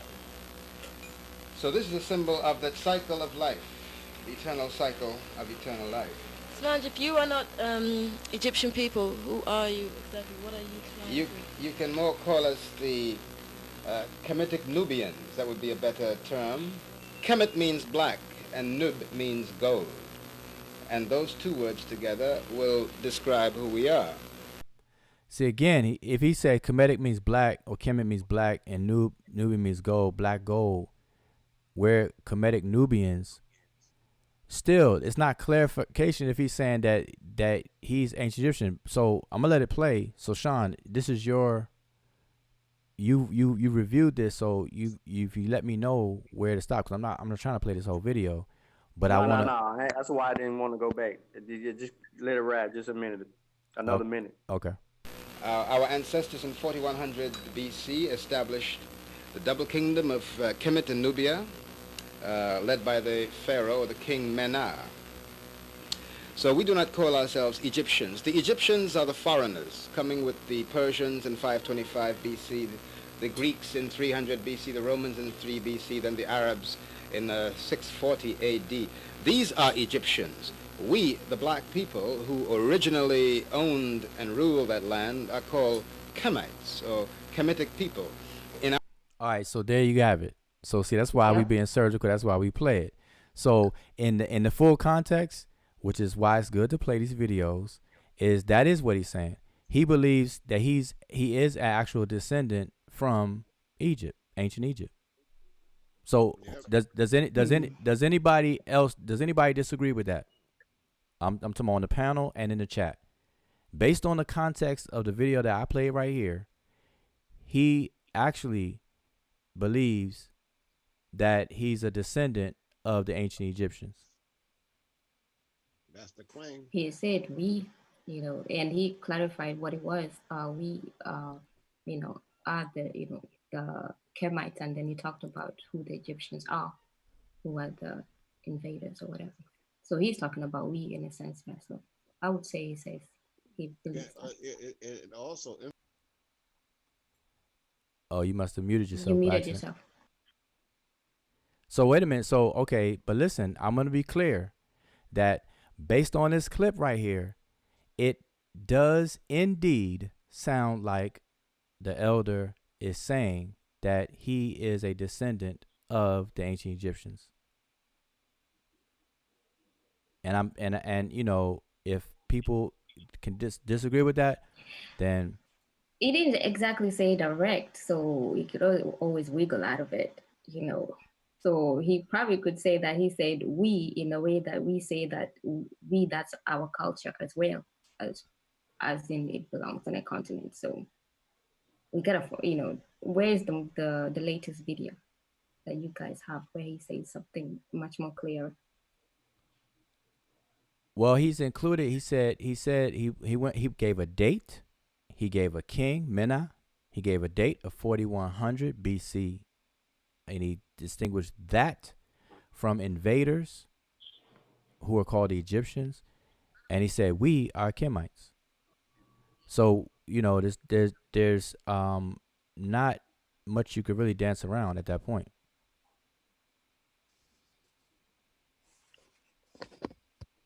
So unless somebody has a video where he's actually saying it, or somebody asks him directly, because the best thing to do, as people say, go to the horse's mouth. I mean, go straight to the horse and ask him straight out. Ask him straight out. And see, and here's the thing. So remember, we're talking about the conflicts and we're talking about solutions. The solution for this is very easy. Just ask the elder. So has anybody who has accused him and whatever the case is, have they asked him direct questions? Say, Elder Baba Heru, with all due respect, Elder, do you believe that you are a direct descendant of the ancient Egyptians? And you can't get any more clear than that. Because this is still not clear to me. It could go either way. So, like, this is, yeah, it is a point, but it's not a strong point. It's not a, it doesn't really hit home like that, because, you know, because when he said, yeah, go ahead. Okay, it happens that I was frequenting trying to Patah around the same time Jabari and his queen was there. This is back when I'm in Alabama now, but that's back when I was in New York. But I can tell you that I personally have seen him and experienced him saying that. You know, now the thing about it is that you know, I think we have to be careful about these types of conversations, because you know, although I disagreed with just saying that outright back then, and I typically don't say that because I don't think we have to. We don't need to do it. It doesn't really, you know, it's like feeling like we have to say that we're Chinese if we practice, you know, kung fu or something. It's not necessary. But there are some cases where actually there are some people who actually were born there. It happens. It just so happens that my, you know, my grandson's grandmother was born there, and his great grandfather was born there. You know, they lived there. Okay, but that doesn't change the fact that, you know, my biggest problem right here is that you know, if we spend too much time on things like this, you know, then it can have the effect of sowing discord. Don't get me wrong. I think we should check it out. Yeah, I think we should clear it up. But this particular, can you all hear me? Yes. Okay, yeah. So but what I do know is that you know, there has never been a time that I have called or gone and visited Baba Heru that he has given me the feeling that he feels that he has all the answers. In fact, when reading some of my work, you know, you know, he what's the word? He deferred to it. You know, in fact, one night he asked me if I would teach one of his classes. You know, but the point is that I think we have to be careful about these types of conversations about people, you know, that we have not had a conversation with directly, you know, because we end up casting these negative vibes on people, casting shade on people who really are good people and who might see your point of view and change because of your view if you just talk to them. Right. So let me be clear, because I don't know if you tuned in to our live here from the beginning, but that's why we're doing it this way, because we don't want to cast any you know, shade or no drama, no none of that stuff. That's why the conversation is at a slow pace. We are talking about issues very surgically and so on and so forth. And so we're talking about the problem, and we're trying to move towards, we got 20 minutes. I'm going to move towards suggestions for a solution. And we may do this again. But I want to limit this to 2 hours, and we got 20 minutes before we reach the 2 hour mark. So we're being careful not to do that. That's why I ask people to pull up the video, give me the timestamp, and I'm playing it. And well, if I you know, if I can suggest this, you know, I'm just, you know, and of course I'm just a new guy here. I don't know much, but there's been many times along the way that I've had conversations with people where these types of conversations come up, and even either they or I might have a question, you know, about something some elder is doing. I don't, you know, it might have been, you know, Ishamunga, I'm sorry, Babashanga, I can't remember his, Ishamusa Babashanga, I can't remember his name. It might have been, you know, what's his name, Karinga, you know, any of these people, you know, there have been many times along my life where rather than, you know, cast these questions among other people before I talk to them, what I do first is I try to contact them myself. You yeah, know, and that's what I said. And that's what I suggested. I said the very best thing to do is for someone who's making these accusations to at least ask the elder directly the direct question. Yeah. And so we're at this point in the conversation, we're just going through a few claims. We talked about the opening of the way. We talked about carrying the Ankh. We talked about a couple of things. I missed it all, man. I'm missing good stuff. You're late to the conversation. Well, I was working on. I'm working on some stuff myself. So okay. When I come in here, so when you get a chance, definitely review our video, because we're discussing these things, but we're doing it in a way that I think people are will agree that we're being fair. We're just discussing it. Of course, these are everybody's respective opinions and stuff like that, but the way we're handling it should be satisfactory to all parties involved. All right. So now, right 1 second. Right now we're still at the claim that who said that we are direct descendants of the ancient Egyptians. Now I said from the onset that Jabari doesn't make that claim. Okay, now we heard a recent video where Jabari said that he's West African. Okay, and he likens the Egyptian culture, he parallels that or correlates that to how the Europeans treat the Greek culture.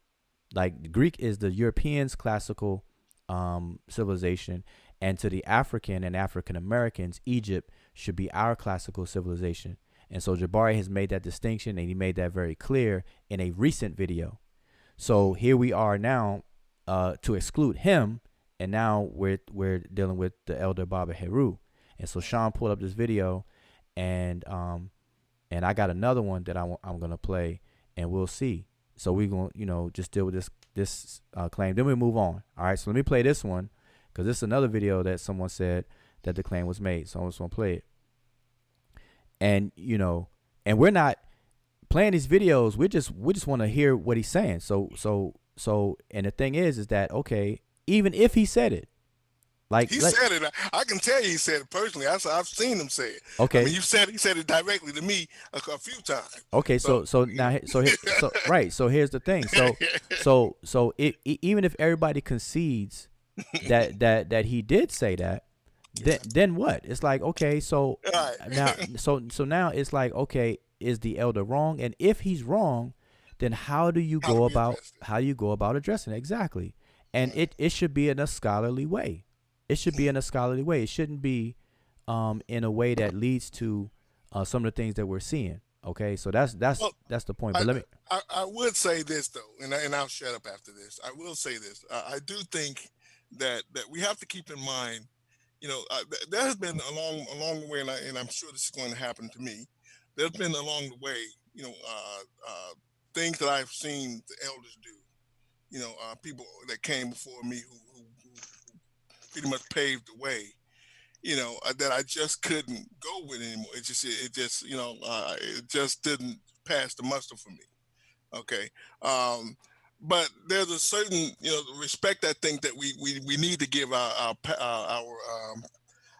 pioneers, and we have to understand that black people, we're still in the pioneering stage when it comes to a lot of this stuff, So I would say that if we're going to do that, then we have to keep in mind that these people are pioneers, and they're opening doors that weren't open, and they, I mean, as far as I recall, I think he was a police officer, before he did that. Okay, so I just want to keep in mind, I'm trying to keep the conversation going. I know you came late. Right. And I'll shut up, brother. Okay, all right. So now I'm not trying to be disrespectful. No, you're fine, brother. Okay, all right. So we want to keep it moving. So I want to play this video, and Morpheus, I see the link you gave me, but you need to give me a timestamp. No, it's right on it. Okay, when I clicked on it, it went to the beginning. So it must have missed the timestamp part of it. And what's this video you shared with me? What is this addressing? The claim we're talking about? Yes. Okay, what was the timestamp? Because when I clicked on it, it went straight to the beginning. I gotta go back and look, but I think that's directly on it though. Hold on 1 second. All right, so while you do that, I'm gonna play another one. Okay, I'm gonna play another one, and everything. So, like I said, we all can do this again. You know, our intention of even having this conversation is to get a more synchronized commentary about what's going on, and to address some things in a more slow fashion to hopefully bring about some solution. All right, and even if we can't solve it in one night, of course, because it didn't the problem didn't happen overnight, but at least we need to squeeze out a couple of solution or suggestions for solutions. All right. But we didn't really touch a lot of things, but I don't want to drag this out. We could stay on here 4 hours, but nobody's going to watch a 4-hour video. I want to keep this bite size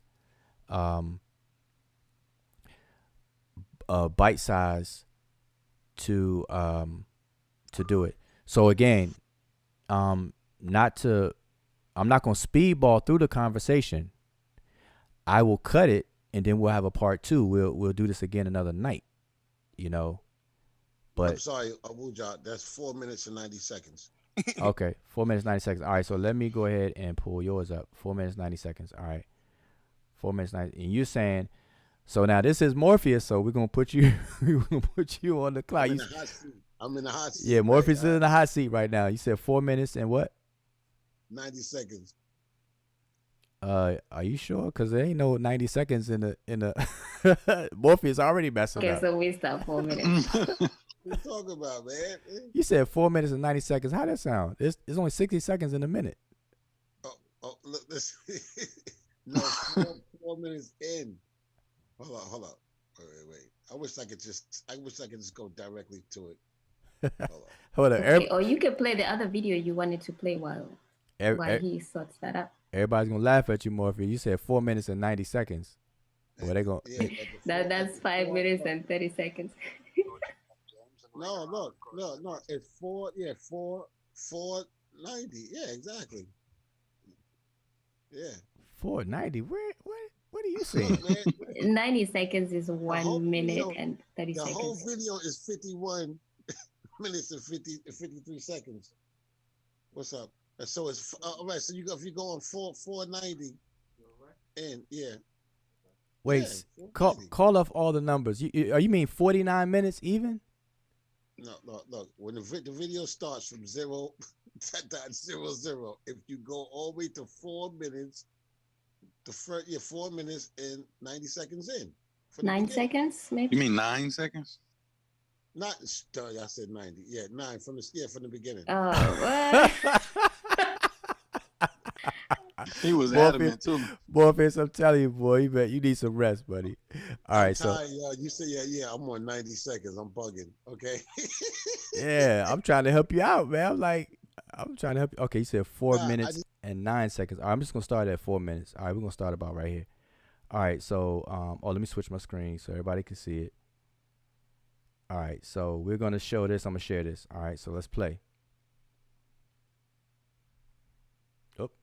Volume. All right, here we go. The cosmology of those who came to fight them, really, and who took over their land afterward. So I busied myself with that knowledge. And it was around my father, he passed in 1967. And around 1970, somebody brought me a tape of Dr. Joseph Ben-Jochannan and said, listen to this. And what I heard coming out of that tape was some of the same things my father used to tell me. And I adopted Dr. Ben as my spiritual father. He did not know it, of course. And anything that he read, that he wrote, I read. Morpheus, real quick. Now I played it from where you said it, but is it coming up? Because I don't, It's coming up. Yeah, it's like 4:20. I'm sorry, I just listened to it. Around 4:20, something like that. Yeah. All right, I'm already at 4:35, but you messing up all the way around. But here we go.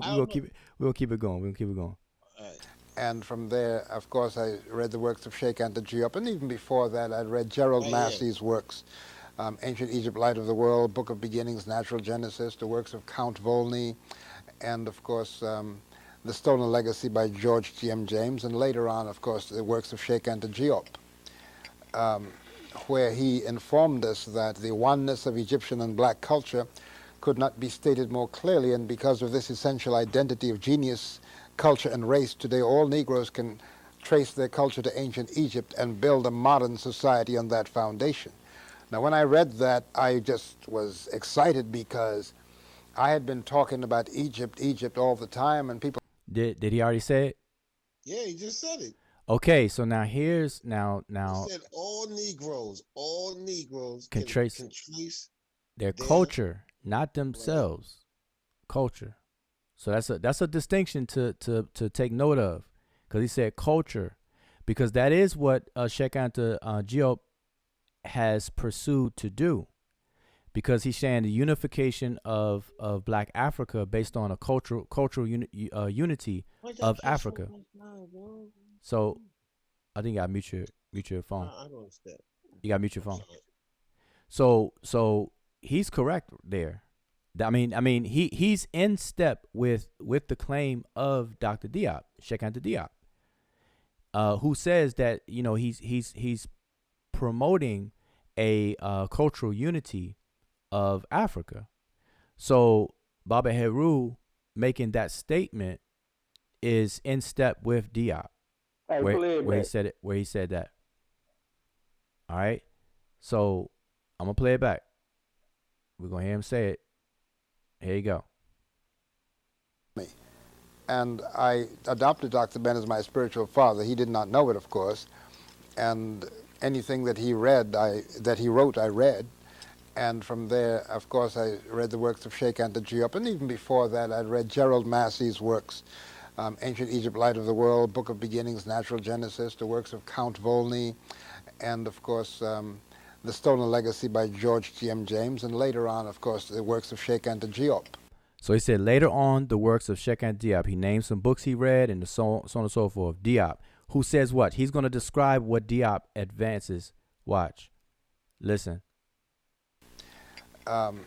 Where he informed us that the oneness of Egyptian and black culture could not be stated more clearly, and because of this essential identity of genius, culture, and race, today all Negroes can trace their culture to ancient Egypt. And he said, again, culture. Okay, and that is exactly what Diop is saying. He said Egyptians first. He said Egyptian culture. No, go back a little bit, say. He said the Egyptians, and then he got into culture. Because he said culture a couple of times. Man, listen. We're going to have some classes on some listening comprehension. But watch. No, listen. Watch. Watch. We're going to play it. We're going to do this. Where he informed us that the oneness of Egyptian and black culture. The oneness of Egyptian and black what? Culture. Say it with me, Sean. The oneness of Egyptian and black what? He said culture a few times, but he said Egyptian and black. When you say... Yeah, he said... No, wait. Hold on 1 second. Because you have to be familiar with Diop's work. Diop was... I am. I got all his books except for the ones in French. Okay, so Diop says the same thing.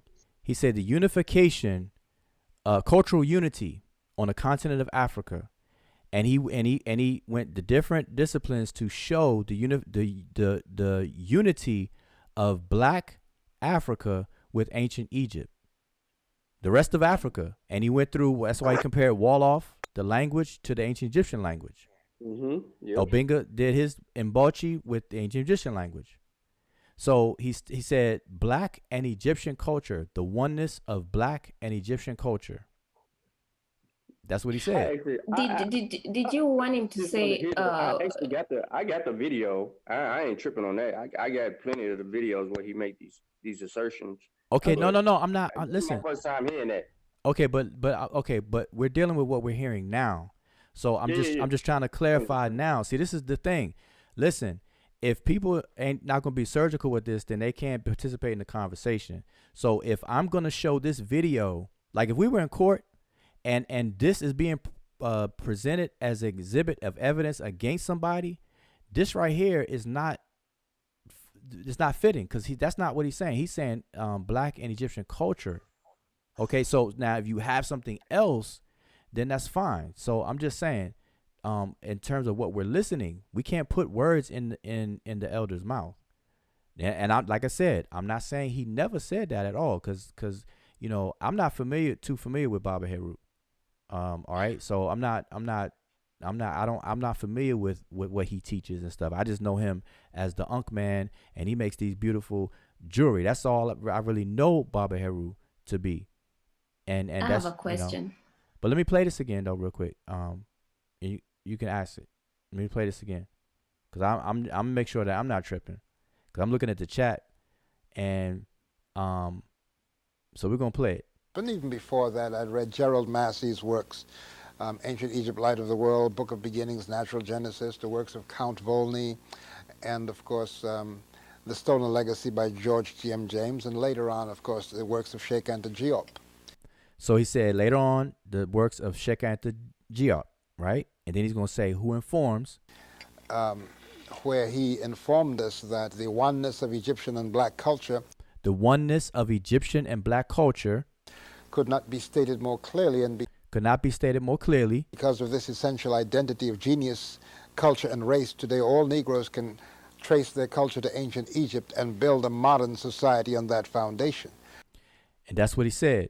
And so if we wanted to go to Diop's work, I can pull that up real quick and read not the exact same wording, but Diop says basically what he just said, paraphrasing it, that we have to deal with Egypt, and we can use that to build a modern day society. Diop actually does say that, but people are saying play it longer. Let's see, because that's what happened last time before. So let's play it out a little longer.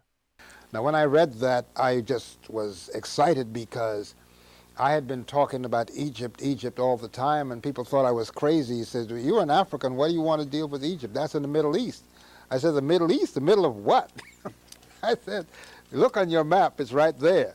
People wanted to be off the African continent because of the greatness of the civilization. People want to steal it for themselves. And, of course, we're very generous. I mean, after a while, we allowed the Greeks to come in.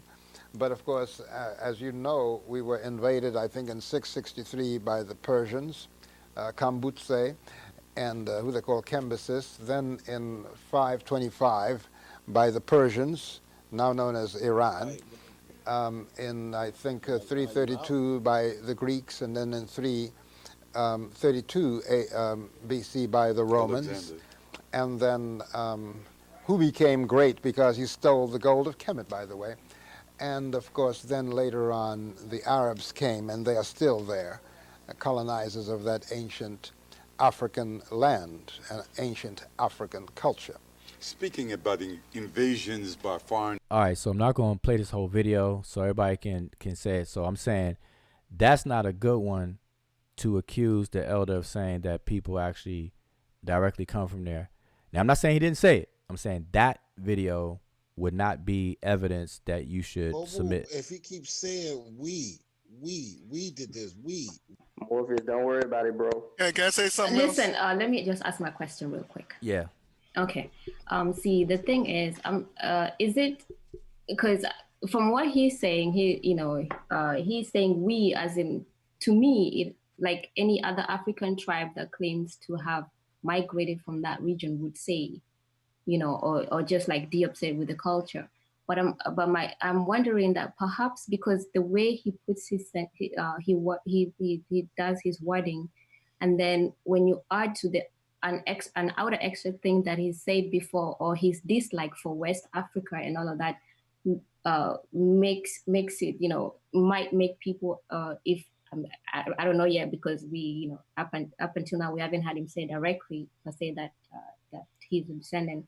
But so I'm thinking, does it have to do with the fact that he has a dislike for West Africa, plus him saying we when it comes to the Kemet stuff that adds a whole different taste in or perception to what is going on, to what might make people think that he doesn't, that he's a descendant of he says that he's a descendant of West of Kemet as opposed to being from West Africa. Can I say? I'm sorry. Go ahead. Yeah, so is it because of his dislike of West Africa?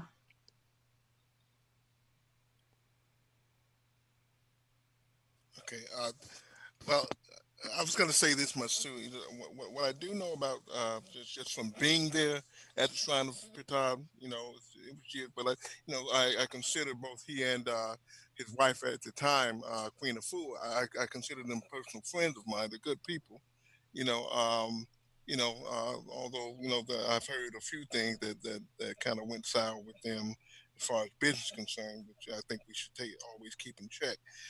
That being said, what I do recall is that the brother was always on culture. Now he did say those things about us being Kemites, but what he was really trying, what I do recall the context, now that I think about it, the context in which he was saying it, it was like that we always call, trying to grab onto the Kemetic culture. We're always trying to, grab onto, all these different things out here. But we need to grasp the Hermetic culture, and move it forward. And I remember that quite well. The thing is that, if you spend time there, the one thing, in fact, I wrote this in my first book many years ago. The one thing that I got from my time there is the importance of culture.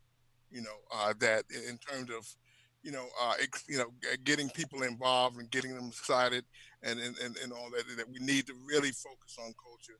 And I would say that if he is anything at all, he is definitely about trying to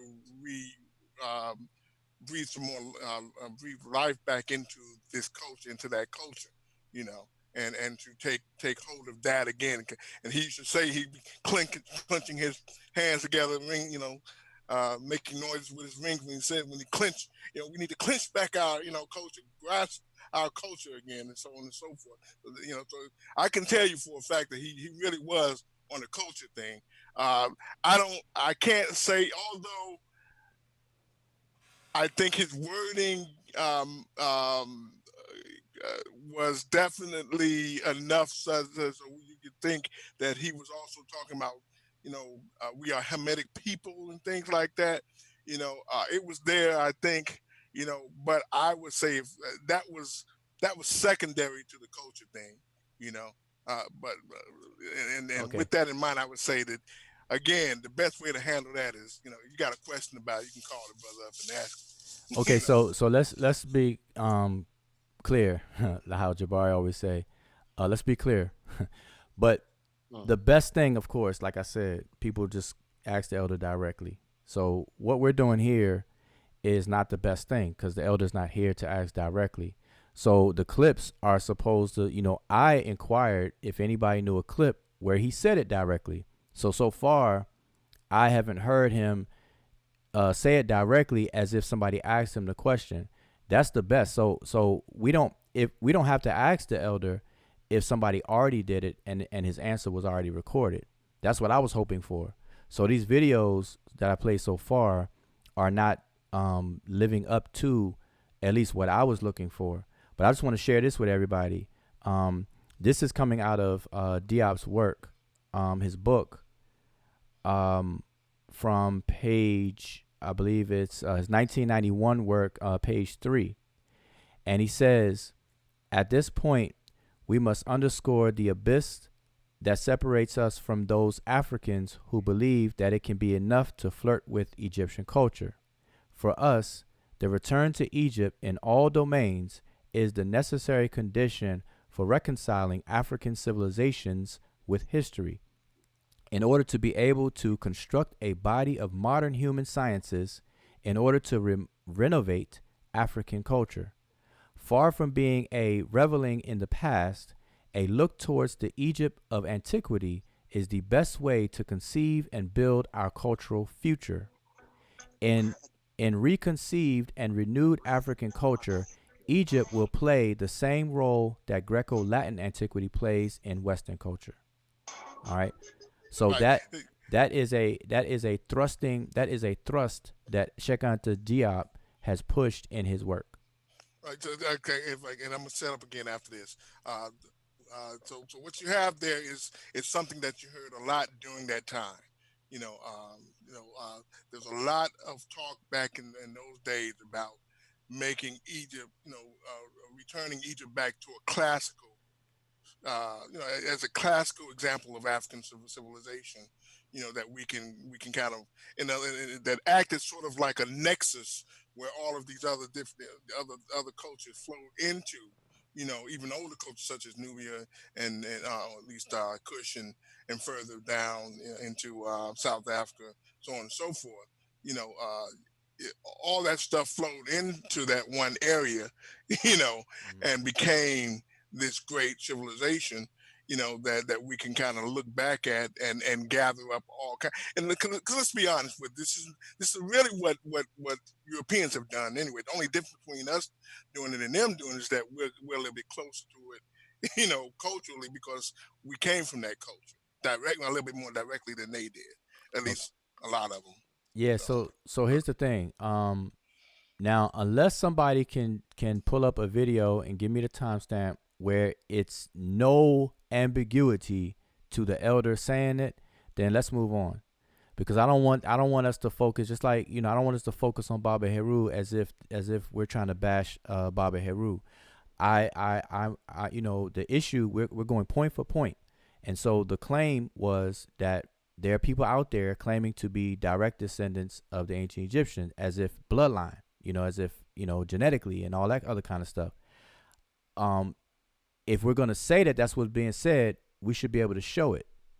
So if somebody can show a video and give me the timestamp for, which is what I asked for, then I'll play it. If not, let's move on. Because what I'm saying is that it's peripheral stuff that's all clouded up into here. And unless you slow it down like we're doing and being surgical, you're gonna find out that what I'm saying is a bunch of noise, about these things, or it could be handled a whole lot differently. Like I said, when I hear, okay, we'll look at what I sent you also when you get a chance. I'm sorry, go back. Okay, what the one just now? Yes, sir. But we can check the rest at another time. But you look at that, you'll see. Okay, if it's not on this issue, yeah, we just another time, because we already at the 2 hours mark, and I don't want to just abruptly close this out. So here's the thing. Like I said, if an elder or anybody misinforms the public and they're influential, there's a way to handle it. The best way to handle it is now a lot of people say, why don't you handle it privately? A lot of times that doesn't work. So there has to be a way to handle things, because if something is said publicly, then it influences, a large number of people, then you have to correct it. But there's a way that you have to do it. There's a way that you should be able to do it where you maintain respect, and that the correction can be made for the benefit of the people, even if the person you're correcting never concedes. And that's the thing about debating. You're really not debating to convert your opponent in a real debate. You're debating for the audience, or in some cases the judges, if you're having a formal competition style debate, not the other person. And so if a person misinforms the public, then you're supposed to correct and inform the public in a correct way, but do it in a way where it's still respectful, and the person who you're correcting can't play victim and cry and this and that. But they may not like being corrected, but you can't control that. All right. And that's the big difference. And if that person was a real true scholar, they will welcome correction if you can demonstrate that, you're indeed correcting them. And that's just it. A lot of it is ego, man. So unless somebody, like I said, I want to move on to another point. Unless somebody can give me a video link with the timestamp where we can hear the elder say without ambiguity, without that wiggle room stuff, that's what he's saying, then let's play it, because like I said, if he said it, he said it. If he didn't, he didn't. or the best thing is if we could, you know, ask the elder directly, and let him answer. But outside of that, out of him, Infudishi did a whole video on how we connected to the Egyptians. He did a whole video, and that's actually the title. Okay, now check this out. So that we can close out this point and move on. If anybody, I want to ask y'all, if there's anybody out there, be it Mfundishi, Baba Heru, Jabari, anybody, if anybody said that us in African Americans here in America today are direct descendants of the ancient Egyptians, what would be your response? If they said that, yeah, I would have to disagree. I would ask them how they came about it. I have a problem with that kind of response though, because that particular person just might be telling the truth about himself, but at the same time, you can disagree with these these global kind of comments like that. I mean, for instance, whenever you got a Hebrew Israelite tell me, we Hebrews or you a Hebrew, I was like, okay, I got no problem being a Hebrew. Show me something outside of the Bible. But okay? we is different than me, So if I understand. I just said that. I realized that.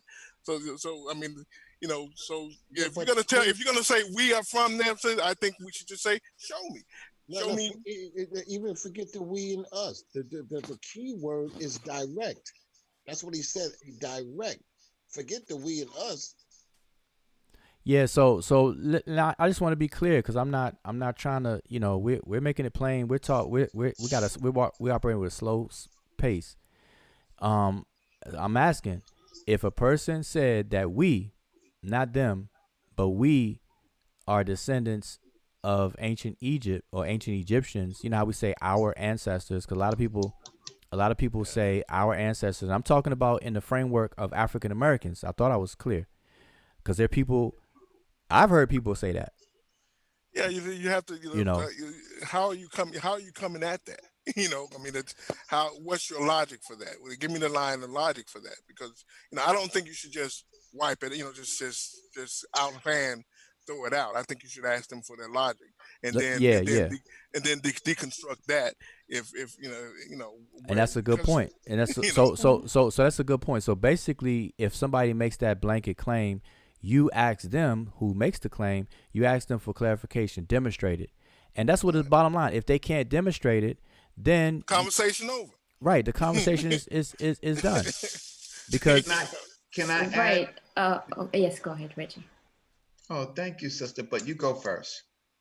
Okay, thank you. I was just gonna say that I've had people say that, but when they say that they're meaning that by way of West Africa. As in, so it's not, I guess it's a question of the cutoff point. So most people will say, yes, I am a descendant of ancient Egyptians by way of West Africa. So before you speak, Reggie, just real quick, what it sounds like to me so far is that anybody who makes that claim, and we know that claim floats around, okay? Because I've heard it. I just haven't heard specific people we're talking about say it, but I've definitely heard it. And so what it sounds like is that some pen needs to be put to paper to address the claim in a more respectful and scholarly way, to where people can show that, listen, African Americans primarily come from these areas on the continent and within these countries of West Africa, maybe some Central Africa, and those people who claim to be direct descendants of the ancient Egyptians by way of West Africa, we have to start demarcating dates, times, either migration patterns. Then you're probably gonna have to get into genetic populations and stuff like that. That has to be put on paper for it to really, really unpack and make sense. It should not be something that is argued and it especially in the environment that we discussed earlier, where attitudes, egos can get involved, stuff like that. That seems like a call for something, something to put on paper, so that's what I think about that particular issue. But go ahead, Reggie. Yeah, thank you. I think the question you posed for questions in the beginning, I think that you could poll for a number of questions. I think essentially, from my understanding of what he said, is that he says that we can use ancient Egyptian culture as a building block, and and that, how can I say, all African people are related. And I think Diop lays it out, continuity of African culture and the diffusion. So the issue is really not culture, though he's saying it. What he's also saying is an aspect of culture, which is spirituality. So he uses culture as a launching point for spirituality. And those can be the same thing in that particular area, but it may not be the same thing in other areas. So the real question is, where, huh? How do you mean? Yeah. So if the culture of ancient Egypt and the so-called spirituality of ancient Egypt, is spirituality something, is that spirituality the same throughout Africa? Okay, And let me just address something. I'm sorry to cut you off. well, let me finish. Okay, all right. Okay. So the second part of it is to talk to Jawu about just some of the prevailing theories, is that they feel that when Africa began to decline, the Africans went back home. They went inward and they went to other places. And so so the last migrants were the migrants that were enslaved. So the last new groups of people in these areas were the first or groups of people to be enslaved. And these people had ancient Egyptian culture. The problem is that it's not necessarily ancient Egyptian culture, but it's a diffusion of lots of cultures. It's a syncretism in lots of different places. So he uses culture in this particular clip, but he's segueing that, he's using that to talk about, well, if the culture was Egyptian, then the spirituality is also the thing that we can use as a building block. And that's where he begins to use ancient Egypt as a building, ancient Egyptian spirituality or religion or beliefs as a building block. I'll stop. Okay, so now here's the thing, and I think it goes back to what I just said, is that it sounds like in order, because I want to kind of move the conversation to talk solution based, like if because we were identifying some problems, and we're gonna have this conversation again, but to me the solution for that particular issue. I'm sorry, brother. If you don't mind, I just want to address one thing he said, but I think it'd still be a segue to where you're going now. Okay, go ahead. And I promise not to take too long. All right, go ahead.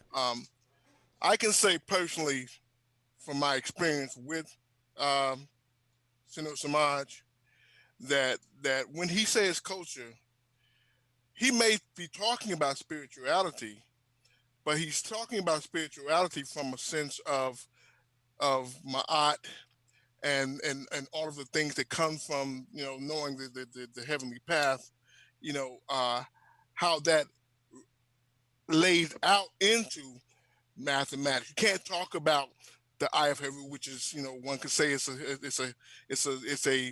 a religious symbol. One could say that. But if one wants to look at it another way, one can also recognize the fact that even though it may be that or could be interpreted as such, it is still a mathematical object that allows for it's a part of a knowledge system.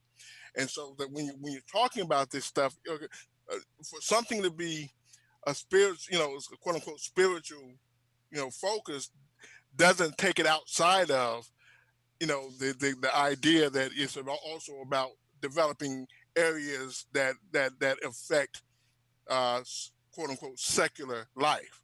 in a productive way, So I think you have to be careful to that when you talk about Baba Heru, that you say that, because I'm pretty sure that he is about business. He's about handling things, and he's about. I can tell you for a fact that he's about. No, matter of fact, let me put it this way. Once I was in the basement, okay, and I was watching his brother Paur, craft a staff, and he watched me, and he turned to me and said, I know what you think. I said, and he said, I said, what? He said, you asked me how is he so sure when he makes his cuts?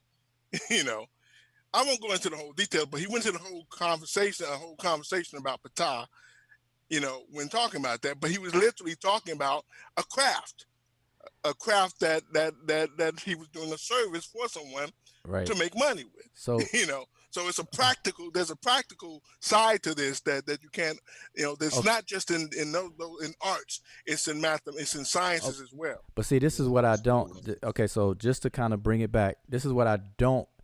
Listen, our conversation tonight is not going to solve. Like we are not going to actually execute a solution tonight. So I don't want to drill down that far into to where we're talking about that. I'm saying that we're talking about the claims and the conflict, the opposing claims, what is being claimed or certain people being accused of doing or saying, and then how the best way to handle it. So, like I'm saying, if Baba Heru indeed says that all African Americans are the blood lineal descendants of the ancient Egyptians, the point is that in order to address it, for that kind of topic, it has to be written out, because that's going to involve a lot. You're going to have to say a lot to that. You're going to have to say a lot. So we heard some clips, and I only played the clips because I thought somebody can provide a clip where we can hear him actually say that. But in that clip, he said culture, and even if he means spirituality and everything like that, that's still a long conversation to have to even clarify if he's wrong with that. So I'm saying, to me, to solve that particular point, that's gonna take something in writing to show what's what, because that's really the thrust that Diop was doing. Diop and Obenga, and when they went to UNESCO, that's their work, and you can't have a quick conversation about that. Like that's a whole body of work right there. That's my introduction. That's how I came into it, reading Diop's book. Right. So okay. So I don't want to dwell. I don't want to dwell as if we're gonna actually solve it in our conversation right now. So I'm just saying, to me, on that point, the solution is to deal with that in writing. And teach the people from that writing, give it to the elder, and go at it like that. So to me, that's not a conversation. That solution is not a conversation worthy solution. That's a written type of thing for that one. So just to review real quick, because we definitely already went over our 2-hour mark, so we can keep going for a little while. But we brought up some issues. We brought up the opening of the way. We brought up the carrying of the big unks. We brought up what did we bring up? We brought up priests who do not priests read the language. Priests who don't read the language, or what the whole we already did that, the big unks, the priests and stuff like that. And then we moved to the claim about the direct descendants of Egypt. So we only covered that. So now we can cover one more, and then let's close out. And we could do this again, y'all, because like I said, I'm purposely going slow with this conversation, because speedballing it ain't helping. I've seen people, talk about this, but let's go one by one. So let's build up. Let's address another thing, and that's it. And then we could kind of discuss and kind of close out. So who has the next the next claim that's part of this conflict that we're hearing about. And brother Reggie, excuse me, actually, you being here, I mentioned your name earlier, because only in the sense that I don't know if you tuned in from the beginning. I mentioned your name only in the sense that I named all of the people's voices that are involved, in the conversations, because I mentioned Jabari, yourself, Unk, Garfield, Baba Heru, and recently Sanjetti. So I mentioned 6 names, just so people will know the overall, conversations and stuff like that. So since you're here, maybe outside of those 4 we already dealt with, maybe you can cite a claim, and then we can kind of talk about that, how to solve that, and then after that we can probably close out. Okay, I agree. I agree with your model and what you're posing, and I do agree that we have to assess the claims, but unfortunately, depending on the audience that the person is speaking to, sometimes it changes. Here's my course. I went out on the street, right? Because I had been hearing a lot of different things from a lot of different places. And I put a lot of these things that we're talking about in this speech that I did at Baba TV. And then it went to Sarnetta. And then it turned into a debate with Brother Jabari. So my course of action was, I didn't really want to debate Brother Jabari, even though it was in Harlem, it was close to his shrine. And, I guess he's the Kemet of Harlem. So I had to be talking about him. And I talked about the aunts. I talked about wearing the white, the funerary, that these things are. One of the claims, my particular claims is that the majority of the work that they do, or as far as rituals and teachings, come from funerary material. And that was one of the claims. But so I would add that the majority of the practices that I have seen them do, from the opening of the way and reading bringing up the Pert M. Haru every time, it's always almost in their hand, or the pyramid text, or those are the things that they refer to, that those are funerary. And when you read that is for a specific moment in ancient Kemet life. So the claim that I would push is, or those practices that they do related to the general life of ancient Egyptians or ancient people of the Nile Valley, or they specifically in the funerary domain. But I did end up having a debate. So I thought having a debate, and it was a positive debate, and me and Jabari's been debating for 25 years on aspects of ancient Egypt. I thought that was positive. It just got out of hand when I was not speaking directly to Brother Jabari, that at some point the elder decided to kind of intervene, right? And then talk to me specifically about what his feelings are about me and things like that. And that's where some of this stuff is. But so the claim is, I just wanted to give everybody a little history, that it started off with my claims on the street, ended up in a debate. Everybody knows what those claims are. I agree with Brother Ujawu that the best way to do is to look at this in written form, right? Based on what he says, if we have the time, right? And the only other thing that I'm adding is that one of the problems that I see, besides the Ankh, which you mentioned, the symbols of ancient Egypt, is the fact that most of these rituals and pieces of information come from the funerary text. I'll stop. Thank you. Okay, yeah, and we kind of touched on that in the beginning, like when we started the live stream. So I'm not sure if you were tuned in, but we kind of started with the overview, and we did kind of mention that, you know, in terms of what these shrines, and I mentioned the shrines, the Shrine of Ma'at, the Shrine of Ptah, Temple of Anu, and then there's another shrine I believe in Chicago or something where they're kind of working together, and so now I know what Jabari has said. I'm just gonna repeat what I said earlier. In his conversation with Rob Bourne recently, he outlined a 3-tier type of system.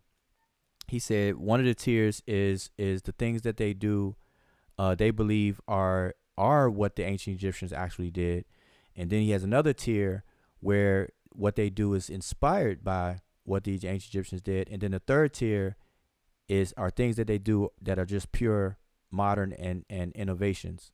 And so that's how Jabari himself explained it, you know. And so I guess the question to them will be per practice, where does that line up, you know? And maybe they need to do a public presentation on that, you know what I'm saying? And that will probably clarify in people's minds what's what. So that would seem to be the solution for that. And then whatever comes out of that, then we can say, okay, like, and I gave this example earlier, like the Kemetic yoga group of people. I addressed that, not for the yoga or even the name, but I addressed something very specific, very, very surgical and specific. And I said, you know, I addressed the claim that the positions that Kemetic yoga practitioners are putting their bodies in, I addressed the claim that they're saying the ancient Egyptians actually did those poses and postures. And I said, no, that's incorrect. So I did it with in a very respectful way. I did a presentation. I did one on Facebook. I did one on YouTube, and the whole thing where I demonstrated how it wasn't correct and so on and so forth. And so it's when claims are made like that. Now, if they never made that claim, if they just said, hey, our poses are inspired by the artwork that we see on the walls, I would have never did the video, you know. So that's why it has to be very precise. Like, these claims have to be treated, you know, very precise. And like I said, it doesn't always have to be written.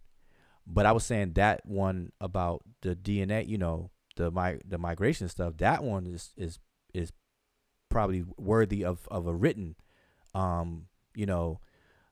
piece. But some things, you know, you can do a presentation or something like that. It may not be as deep. But the solution part of this conversation is that the way it's been handled is not very good, and we all just got to admit that, period, you know. And so the better way to handle these things is to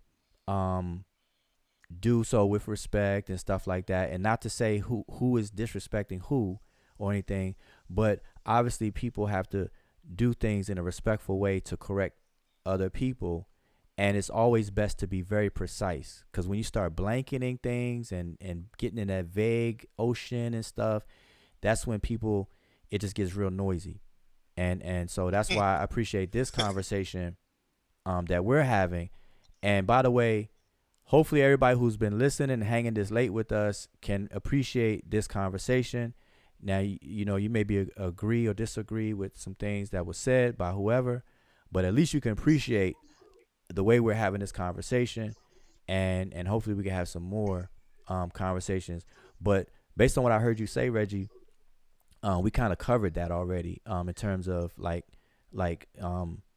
going through what people are practicing and seeing what they claim about it. Because just because they do it, that's not the problem. It should be based on, like, are they claiming that hey, me wearing this big or carrying this around my wrist, is that what the ancient Egyptians did every day in their daily life? If that's what they're claiming, you know, then you know that sparks a conversation, you know. Those are not those things are not necessarily harmful. It is when you say those things are a fact. So add on the list of things. You talked about, you know, the spirituality and their belief system. But the other thing is the language which you are the written language which you are more expert on, and the Sesh is more of the expert on. But then it comes to this point of pronunciation, and it's been this thing in this community that when they pronounce things, it's a whole pronunciation thing, and it's a little dogmatic, right? If you go back to some of the videos, if I say him Netcher, right? No, and for a female, no, it should be Hemet Netteret. Or if you pronounce it, we African is to kind of like roll the R's. Those things are not really harmful.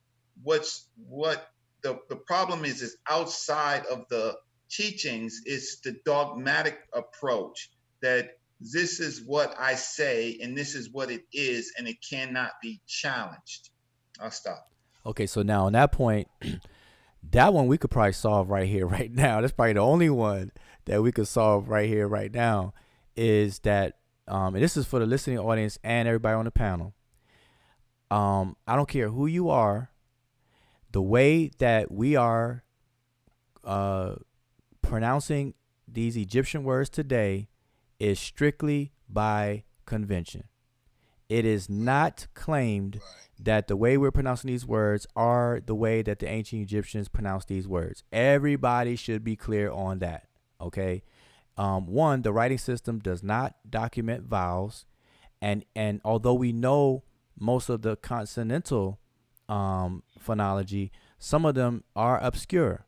For example, the vulture glyph that people transliterate as a capital A in manual decodage, or you'll see this diacritic 3, that is actually a nasalized uvular trill.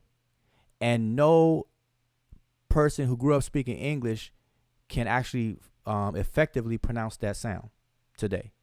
Okay, so to if anybody is dogmatic about pronunciation, that's really a waste. Okay, so we can kind of solve that today. I mean, right here, right now. So when people, if a person say, no, you have to pronounce Netcher, which Netcher, and or whatever else, that is yeah, you're definitely going overboard and doing too much with that. All right, so bottom line is that all of our pronunciations, all of our pronunciations today should be seen as Egyptological conventions. Period. And they also use the word, their greeting is Hetapu, right? And it's not Hotep. And Hetapu has to do with the funerary offerings, and Hotep has to do with being satisfied. And so it's a cultural preference. So some of these are cultural preferences. None of those things are really harmful, even if you can prove them right or wrong.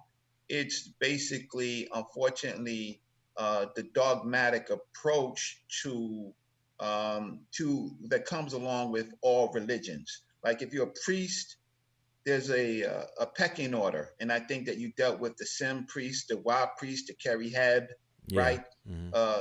And then there's the Him Netcher Tep, or the Him Netcher. You dealt with got that. The first, second, yeah. That's correct. You dealt with that very well, right? So when they say that they're a Him Netcher or Him Netcher Tep, that means you're a high servant of the divine principles.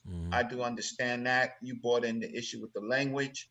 But the issue is, can people study this information freely, or does it have to be crowned by them, even if it's not necessarily right? So the problem has been coming on is that people want to study Kemet. I love to study ancient Kemet, and I love to study the rest of Africa.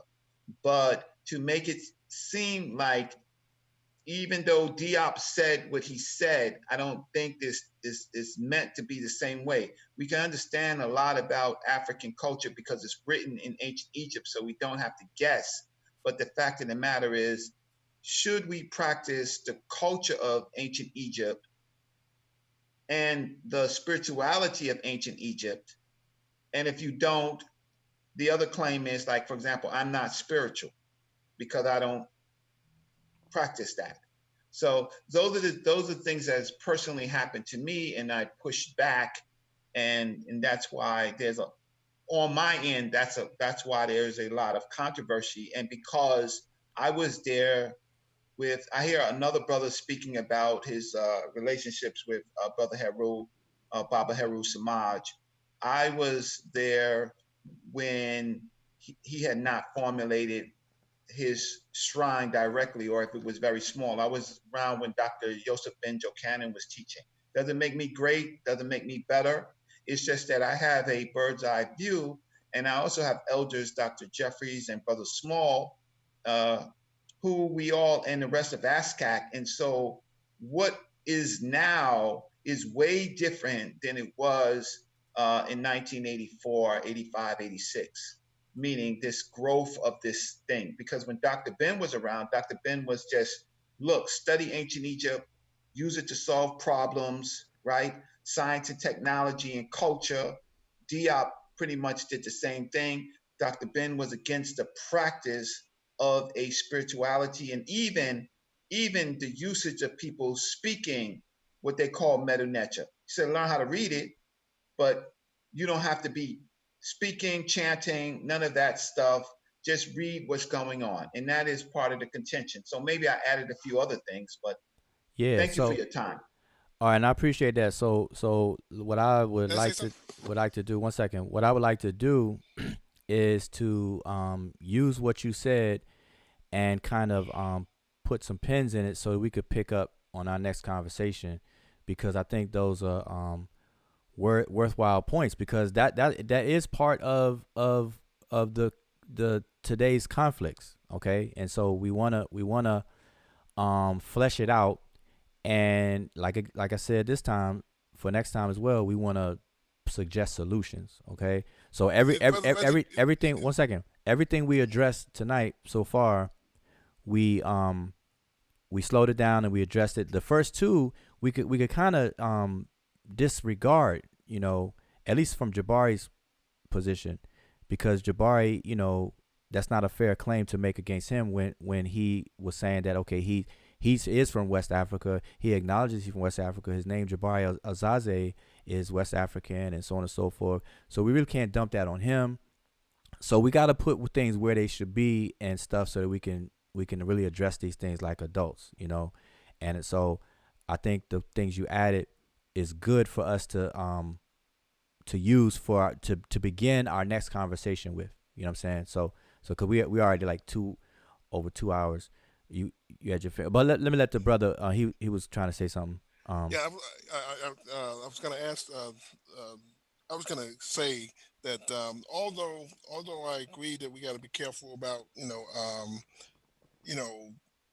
thinking that there's only one level of priesthood and all that stuff, and then be confused that that funerary practices are the entire shebang.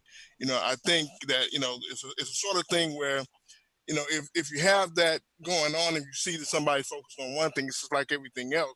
Get in when you fit in. If you see a gap, because that's all I've been doing. I've not released any of my books yet. And because I've been working on stuff for decades, and I'm just now getting where I'm getting ready to start releasing stuff. But my way of looking at it is, okay, if these guys are focusing too much on funerary practices, let's find another area to focus on. Then somebody's going to see something else that needs to be, or you can just lay out the rest of the stuff that's not being covered, and then lay that stuff out. That's the solution right there. But I don't necessarily have a problem, with them being focused on that, so long as they're constantly refining their understanding of it. Yeah, and I just want to say it'd be good for us to pick up on that next time, because eventually, that's gonna open up a long dialogue on issues of what are the realities behind certain specific texts and things. But that's a conversation that maybe only a few may be interested in, but it's a conversation that's probably going to be end up necessary in the future. But so but our next conversation, I do want to address it in the context of like these conflicts that's been going on. But I think we did a good job tonight to at least open it up this way. This is a little different than what I've been hearing, and I appreciate everybody's participating in the chat and here and in the on the panel.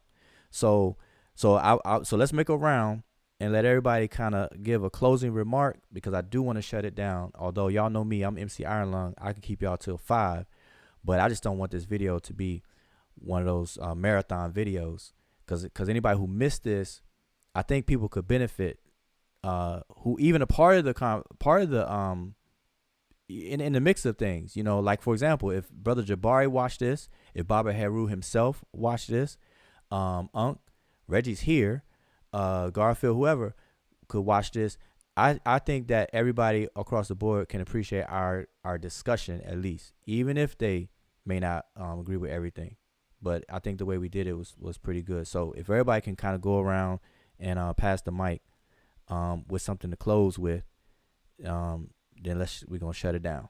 So let's start. I don't care who we start with. So who would like to grab the mic first? We didn't hear from.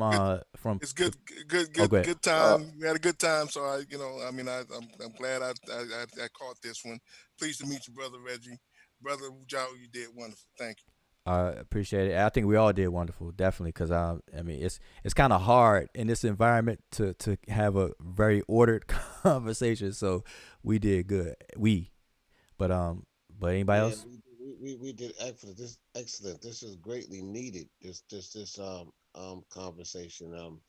And this kind of tempo is something that needs to continue. Wujao, as a model to of how we should be doing things, as opposed to the other platforms that we spoke about with the street fighting and all that. You know what I mean? Mm-hmm. Yeah. All right. Next. I think it's really dope that we can carry forth off of what some of our elders did and correcting some of their mistakes and doing it in a fashion that's mature and scholarly. And I think it's dope to have a platform that's doing that and doing that in this way. And peace to everybody in the chat and on the panel.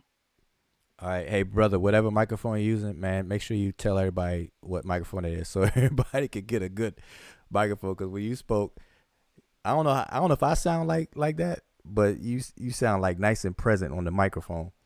As far as I got headphones on and I'm just holding the thing up close to my mouth. Oh, okay, all right, so yeah, because some people. Well, you sound real clear. Okay, all right, that's good. Who else? We got let's see who else we having here. We got June, we got Chavis, we got brother Few, PHEW. Yeah, Few wanted to say something. Go ahead. Oh no, I don't want to cut you off. You fine? Go ahead. Oh no, I was just saying that you had your mic open at one point. So. Oh, okay. Well, just real quick, I just want to say hotep to the panel, everybody in the chat. I've been listening in since the beginning. I feel like it was a very good dialogue. And only thing I would like to just add closing out is so as far as thinking about it being solution based, what I wouldn't mind learning more about is if what the modern day Kemetic practitioners are doing is not what the ancient Egyptians were actually doing, then what were they doing? Because when I do read the books and I do read the text, I read things about feast days and ritual processions, and I see the temples, and I do hear about the priest and whatnot, and I read about Pianki when he was on his war campaigns. I hear about certain things that sound like ritual purifications and whatnot. And so I have an idea in my mind that their concept of religion, as we call it, wasn't all centered around funerary practices. They had to have been doing something in their actual lives. So now I'm curious if the Kemetic practitioners aren't doing what the Egyptians were doing. I'm curious, what were they doing? How did they live this out in their actual lives? So I wouldn't mind learning more about that later. Okay. Thank you. So just real quick, that's what I meant by a future conversation. That's definitely going to be necessary, but it's going to be a nice, good, long one though. And so you sound like you'd be one that would be interested in fleshing all that good stuff out, where we get into actual text and dealing with things more precisely, dealing with the history, all that kind of stuff. So that would be for that kind of conversation. But that's a good question, and I think that we need to address it. But that's gonna be a doozy, because we got to get into that. All right. So, anybody else? We got Yeah, so I would just like to say dua to everybody that participated, and dua to Aborigine for dropping by and then giving us his side of issues and all that. And I think the most important thing that I actually took out of the conversation is that we have to be really good at recognizing patterns, and when we are able to identify these patterns, then we can actually figure out why certain things occur over and over again, because this is something that occurs over and over again, and then it gets really amplified towards when there's a debate coming up. So we have to be really careful and know when we're being played, and our time and our mind is being used to on some things that we end up spending so much energy, on, and then having these rips over some, basically what you would call like war of ideas or whatever.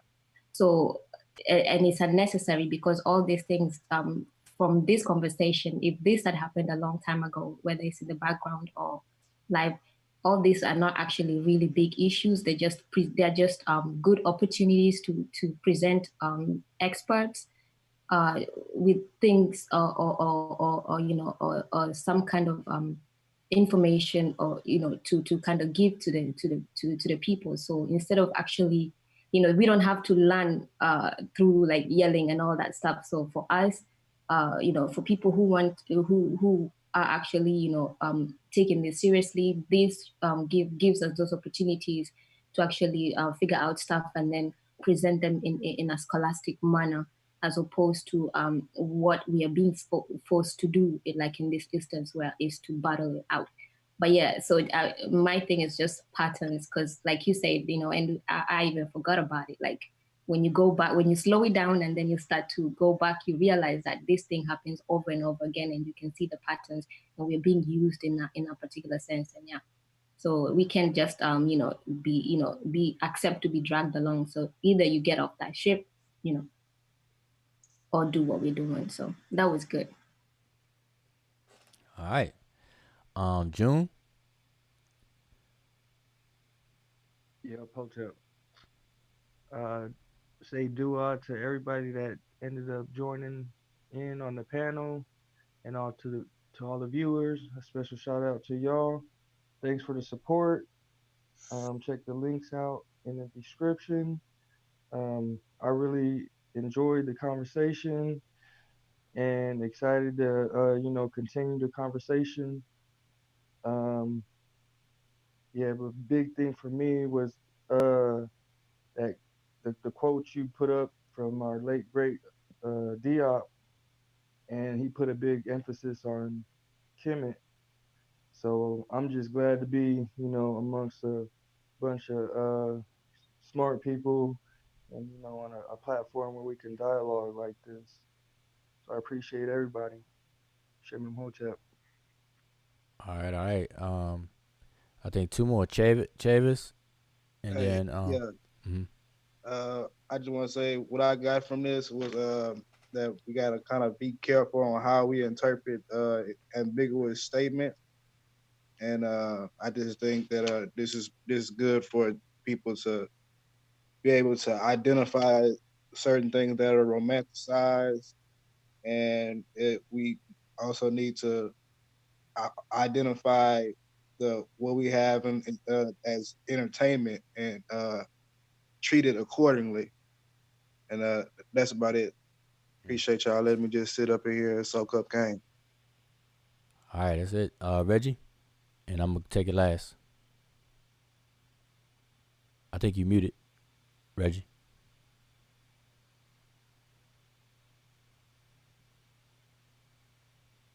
I joined the Association for the Study of Classical African Civilization in 1983.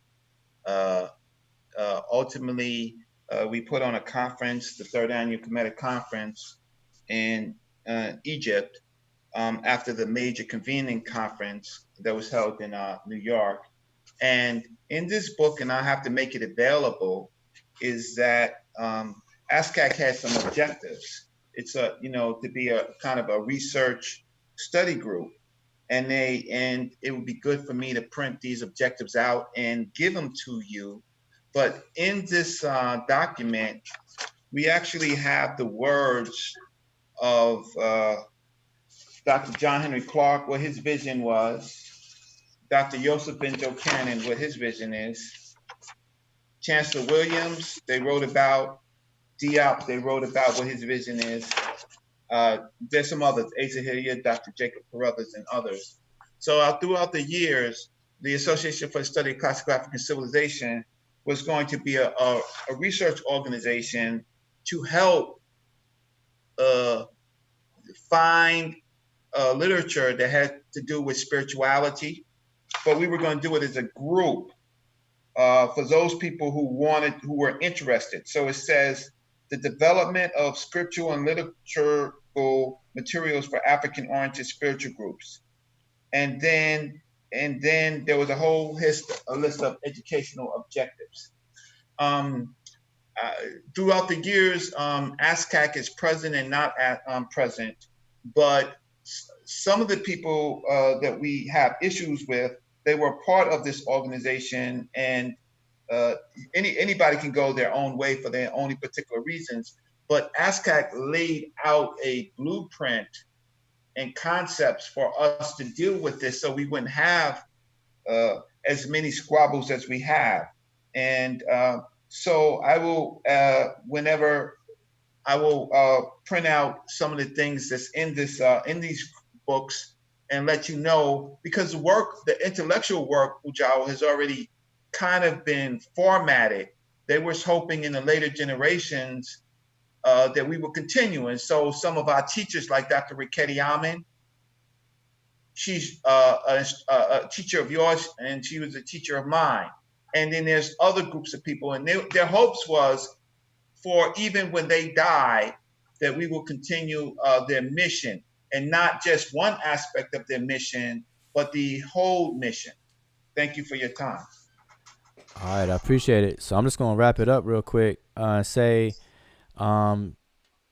just the intent.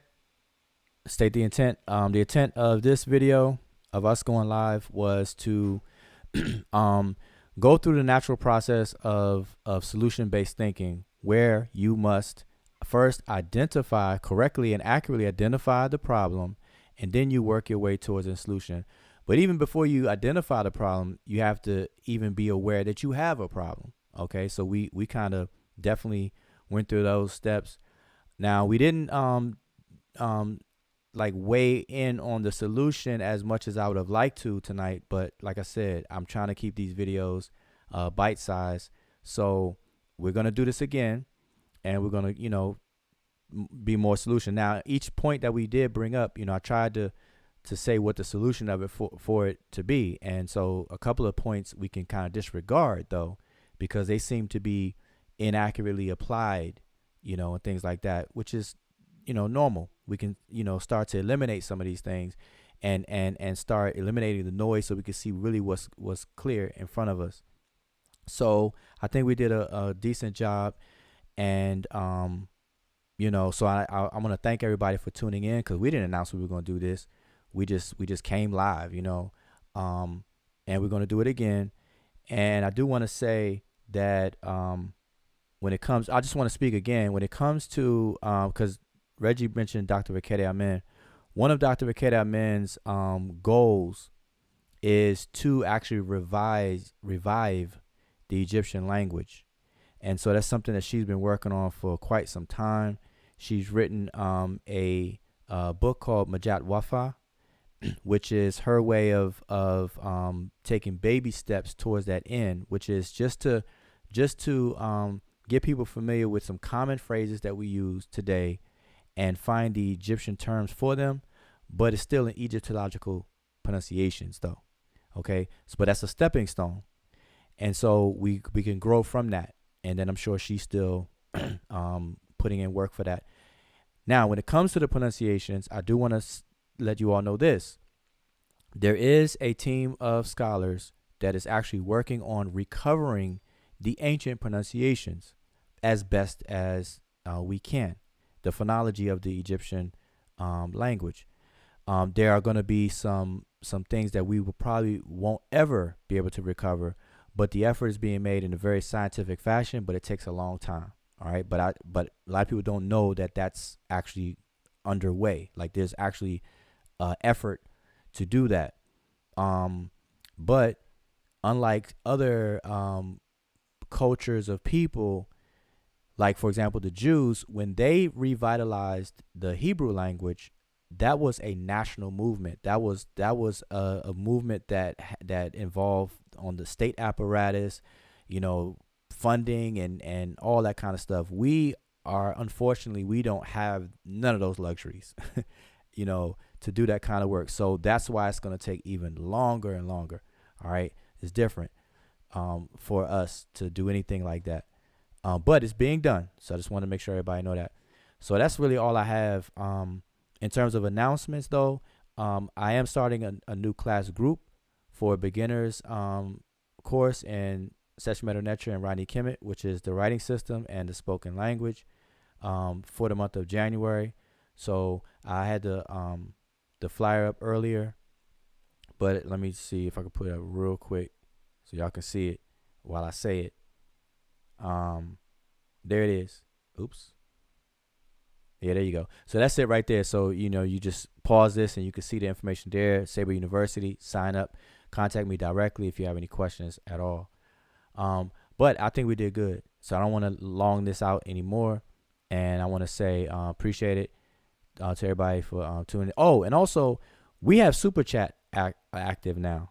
So if y'all want to donate to our research, our efforts as a group, Sesh, Medew, Netcher, y'all can use the Super Chat.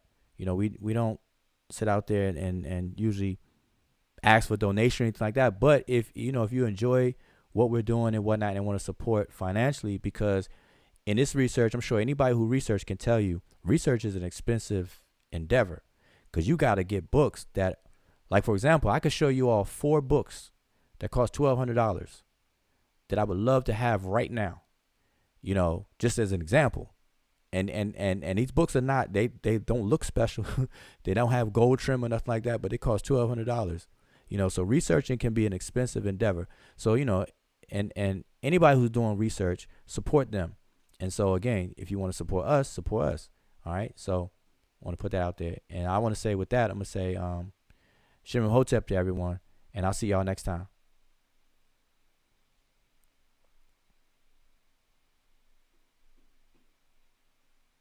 Oh, and I'm actually still on here. So I ended the Zoom.